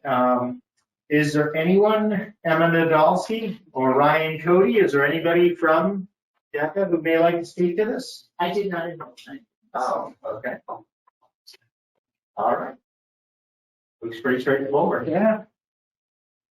So I would make a motion that we approve the road race application by Nipmuc High School DECA team to be held on Sunday, November 7th, 10 a.m. to 12 p.m. Stephen, Natalia. Brett Simon's side. Oh, Yes, they all. unanimous action. You guys are following me up. All right, no more motions. Um, I'm out of town here. well, let's see what else we got. So precinct maps and stuff, we're not doing that, You're right? not gonna do that. No, sorry about that. Kelly, you don't have any idea whatsoever where the lines may fall? Is there anything you can share at this point? No. Because You don't have to proceed, I mean, because I still don't know. I do have something what the state sent us, but we went back to the state and asked for a pretty big change. We're not sure if it's gonna work, so I don't want to show anything until I know which one it's gonna go. Our manager's report. All right. So a few things I want to talk about. So I started talking about this, passing around with it, just because this came in this week, and Kelly and Denise worked really hard on this for about a year now, I think. Yeah, going through that, I mean, pages and pages of bylaws and regulations, special acts, statutes that have been accepted over the past 150 years, so that it can all be in one central location. And even to the point that we use it today. Deb Tater came up and asked about the trust fund commissioners, where they got their authority from. So what do? We went right to this document. We found when, what statute was accepted and when it was accepted. We was able to give her that information so that she could work. What was that? 114, Jeff. Is that what it is, 114? How about the one on teachers you found? Teachers. Oh, it was a statute accepted back in 1930, time period, ensuring that men and women teachers had equal pay. See?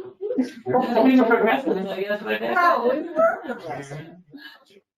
So before I go into my report, Kelly's going to talk a little bit about the website design. So I'm waiting to get the link from the company. The website, that document is going to be on their website, and we're gonna have a link that's gonna come off of our website. So now you click on general bylaws, it will then go to that website, and it's gonna be totally searchable. You can type in town, and anything that says town will show up and it will be highlighted. So instead of Derek going to the back of the book and finding it, so the general bylaws are there, the zoning bylaws are there, the accepted state statutes are there, the Board of Health regulations are there, the planning board regulations are there, and the conservation regulations are there. All in one big application. That's awesome. And just from our perspective, like we deal with this every day. Like, we would agree that what laws give us the authority to do certain things, and so just from a business standpoint, it makes our job a lot easier. And being able to find this and not have to call town council and say, hey, we're looking for this certain statute, can you help us find it? So again, that's something that I'm really excited that we have. That's awesome. So moving on, Kelly has been working with a company called Buildix. So as you know, we are looking funding in the town meeting to provide ADA accessible door and ramp over at the Milton Steam Building. So although you haven't seen any progress made just yet, it's been really challenging this summer trying to get contractors, as you can imagine. So we have strong confidence that within the next week or two, we're going to see the door get cut in, the electrical and plumbing work will get done, and then once that's complete, we'll have the proper elevation. We've already connected with AmRamp, who is going to come in and design the ramp, and then that we're expecting that'll take 3 or 4 weeks thereafter to be installed. So I would like to believe right around the town meeting time period, that project should be. So, but again, just so folks know, it is still being actively pursued.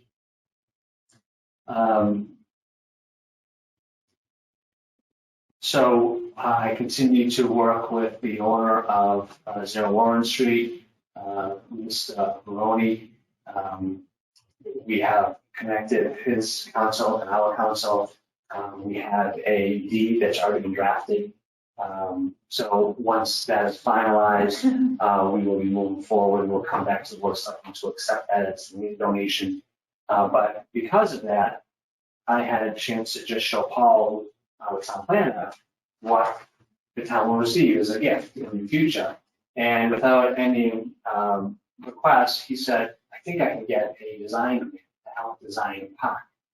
So he actively pursued that over a week ago. He's going to submit this week to the Blackstone Valley Chamber of Commerce upwards of $30,000 to get design money so we can design a pocket park. Depending on the total cost, we may have some money left over to start some of the construction. So kudos to Paul for taking the initiative to go ahead and see an opportunity and go after it. So we'll keep you posted on that as well. The DPW TIP project continues to take place. The drainage for phase 2 is complete, so that's High Street and half at the north. All the drainage work is now done. The contractor will start working up until this construction period ends on widening the street and start working on the side. So again, you continue to see that work take place right up until the snow flies. We don't expect any paving work to be completed during this construction season. That will take place sometime next spring, next summer. So bad news. You may see some Jersey barriers, some barrels that are already placed over on the Grove Street Bridge. Mass DOT did an inspection of the Grove Street Bridge, and they found that there was some separation of sidewalls. So they have deemed it unsafe at this time. So the DPW will be fixing the Jersey barriers along, looking at it from here on the right side of the bridge. There's just barrels. So I'm working with state delegations, so Rutland Rady in particular, and Dennis to look at the small bridge program. The small bridge program funded about $600,000 of the Fowler Street bridge replacement. See if you remember that going back to your early days. So we believe that program has been suspended at this time, but may restart next year. So it's something we're going to have to look at over the next couple of years to have replaced. Hopefully we'll get the offset for the small bridge program. And ratings actively looking at that program. Heritage Park, we talked about Heritage Park a few months ago. The DPW is working on that this week. Start some of the side mowing, and I believe there were some invasive plants that had to be removed as well. They're also I think I may have mentioned it, I hope I mentioned it, that the third sample came in for our drinking water. We sampled all of our wells for PFAS. I think last time we met, we had wells 1 and 2 tested negative for PFAS, and now it's been confirmed that well 3 did test negative for PFAS. So I would say we dodged a bullet because there are many other communities that are testing positive for PFAS. Communities like Acton have already spent upwards of $12 million to remove PFAS from their drinking water supply. So this, if we tested positive, this would have derailed really many of our future capital improvement projects for the next 5+ years. So it's great to know that our drinking water is safe and PFAS free. I have one request this evening. The interim school superintendent has reached out to the board and is trying to organize a joint meeting to discuss the FY23 budget with the town of Mendon and town of Upton. They are proposing, so again, it's going to be very challenging to get that many people in the room at the same time. As recent as today, they are proposing October 27th at 7 p.m. to hold this joint meeting. So if everyone's available, I'd like to be able to respond to them and let them know that we will certainly participate. October 27th is a Wednesday night. Do they normally meet on Mondays, I thought? So they don't have this school committee meeting? Yeah, this is the day they've given me, didn't give me any rationale why. It's just a joint meeting. It's a joint meeting between Brandon and school district. Yeah, Wednesdays are not good for me. Monday or Thursday. If they have some flexibility.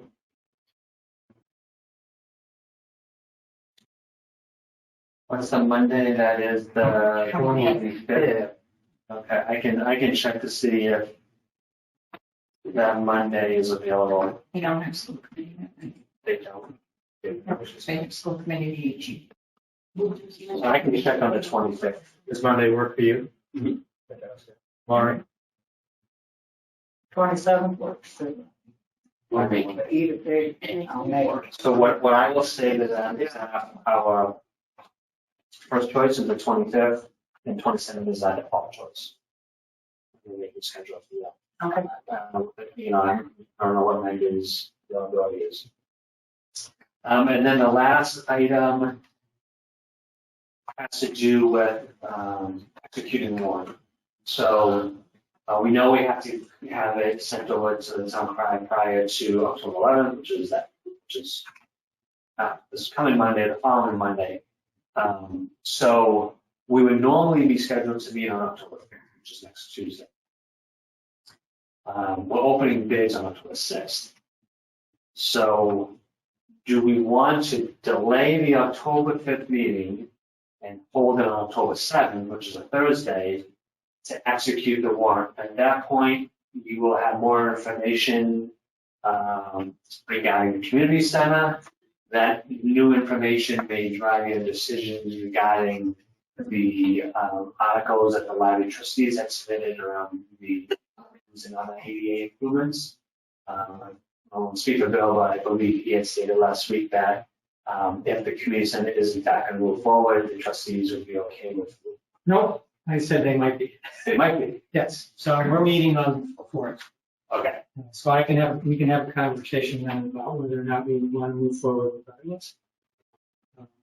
At this point, the last meeting, all we voted to do was to put them on, submit them as placeholders. We didn't get any farther than that. I did get a little bit of a sense there are at least some members of the committee that might consider withdrawing them if we were certain that the new building was on track. Mm-hmm. But as Matthew mentioned at our your last meeting, there are a couple of members who are would very much like to see that building made accessible, and basically we'd like to see the library made accessible, as soon as possible. So we will have a discussion on the 4th, and I can let you know on the 5th what I'm turning. So could we push the meeting off until the Yeah, I mean, I think that would give us a little bit more time to see what happens with the bid openings on the 6th. see what the construction climate is out there? And then we would go back to the regular schedule for the 19th. Yes. Yes. We've been off schedule for weeks. I know. What is it? You do what you want. That's the beauty of that seat. Maureen. You get to. No, the September, the reason why we're off in September. I'll be here. The reason why we changed our dates in September was because the building committee asked us, they were planning on coming in on tonight to give us the bid openings, so. Explain, Mr. Brochu. I can do that. He's an AON. He's not having a good night tonight, so. He's at planning board, and I don't, from the messages I'm getting. They still in? Getting back to your town manager's report, I did have two quick So questions. 7th and the 19th. It's fine with me, whatever you decide. Either one's different, except for. The time and date that you thought would be the completion of the ramp to get into the Racine building. So the library board of trustees was asking about accessibility. Accessibility into the building would be, what do we think the timetable is on that?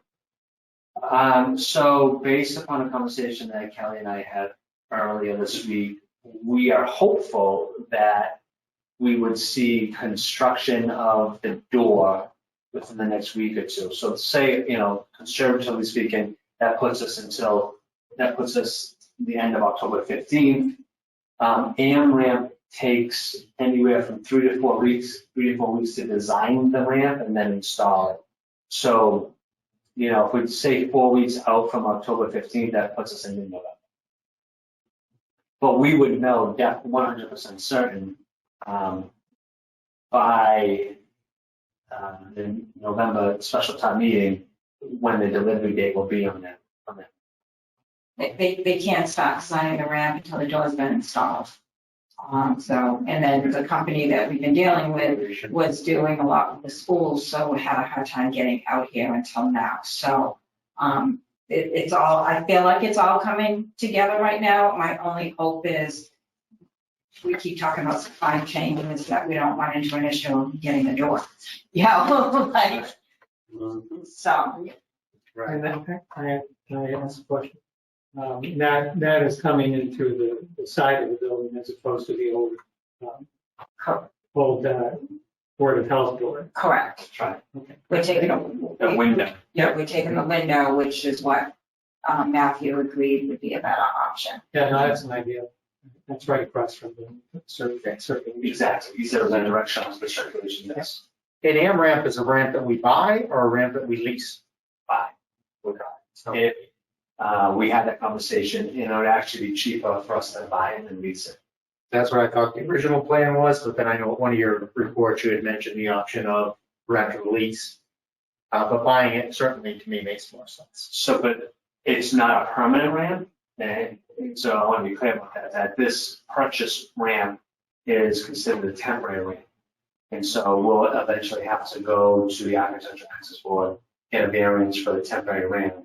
And then at some point in the future, and I think this goes back to Dave Ross's article, we'll have to gain a better sense of what the future looks like for the Milton Steam building. Because we're going to keep the building, then we're going to have to work with the state on getting permission to use this temporary ramp for time to be certain. Okay. Any other comments, questions? I would just make a quick comment regarding Heritage Day. I think it's been, I can't remember how many years that we've really had excellent weather. It seems like we get rain almost every year. The weather was excellent, very good crowd. I thought downtown really looked vibrant. I spent some time down there before I had to leave to go to work again. But I thought it was pretty well attended. Had a lot of new residents walking around. So awesome. Yeah, I can, speaking as one of the vendors, friends of Upton State Forest, we had our best Heritage Day ever. So, yeah. And Steve's absolutely right. The weather was beautiful and it was a great crowd. And just an awful lot of stuff going on in town. I got a lot of positive feedback about what the fire department did. I was a little disappointed that I couldn't have a ride in the bucket. Okay. Awesome, that's great. Yeah, it was beautiful. Really good. Nice. Thanks. Love it. And the only other comment I would say is the Warren Street property that we are being gifted might be a good discussion. What do we think is the best use of that land? Somebody had mentioned at a previous meeting, parking. I guess if you make a park there, how much would you designate some space for parking?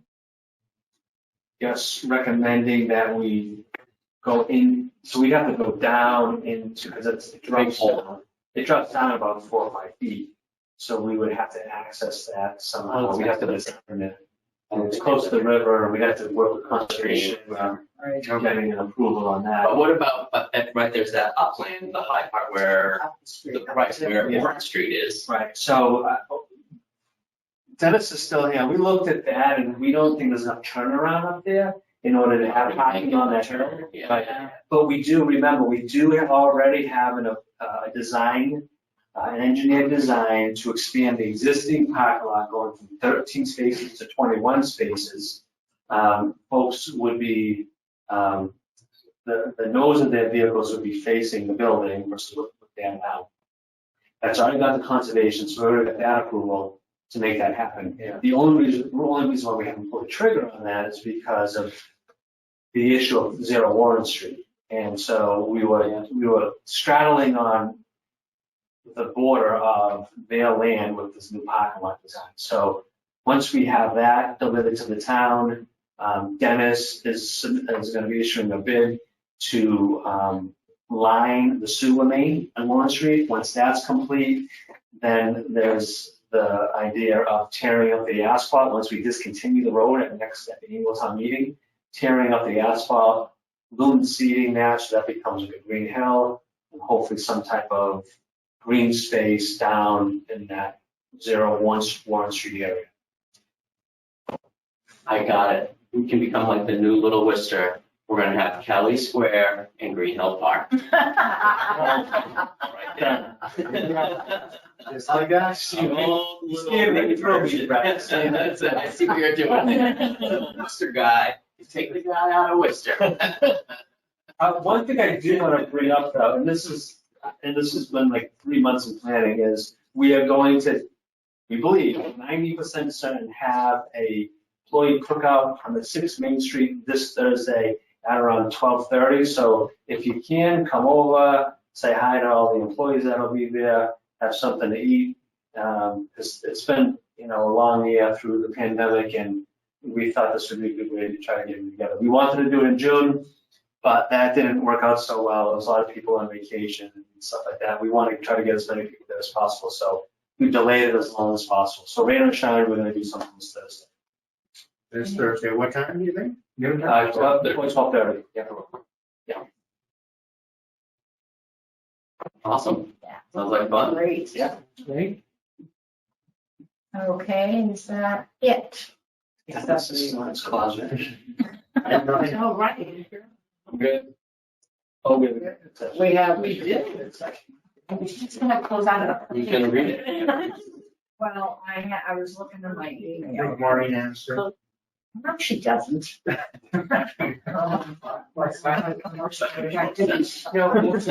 yeah, now you. They're gonna make the motion, Darren. Oh. We're working on the motion.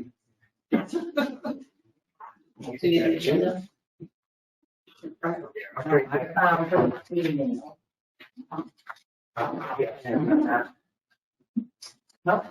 Mike. Have a good one, Bill. Good night.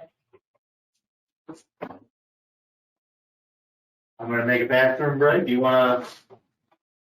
Are we getting our, We got the motion. Oh, well, make a motion on and return to open session for the purpose of adjourning. No, we can.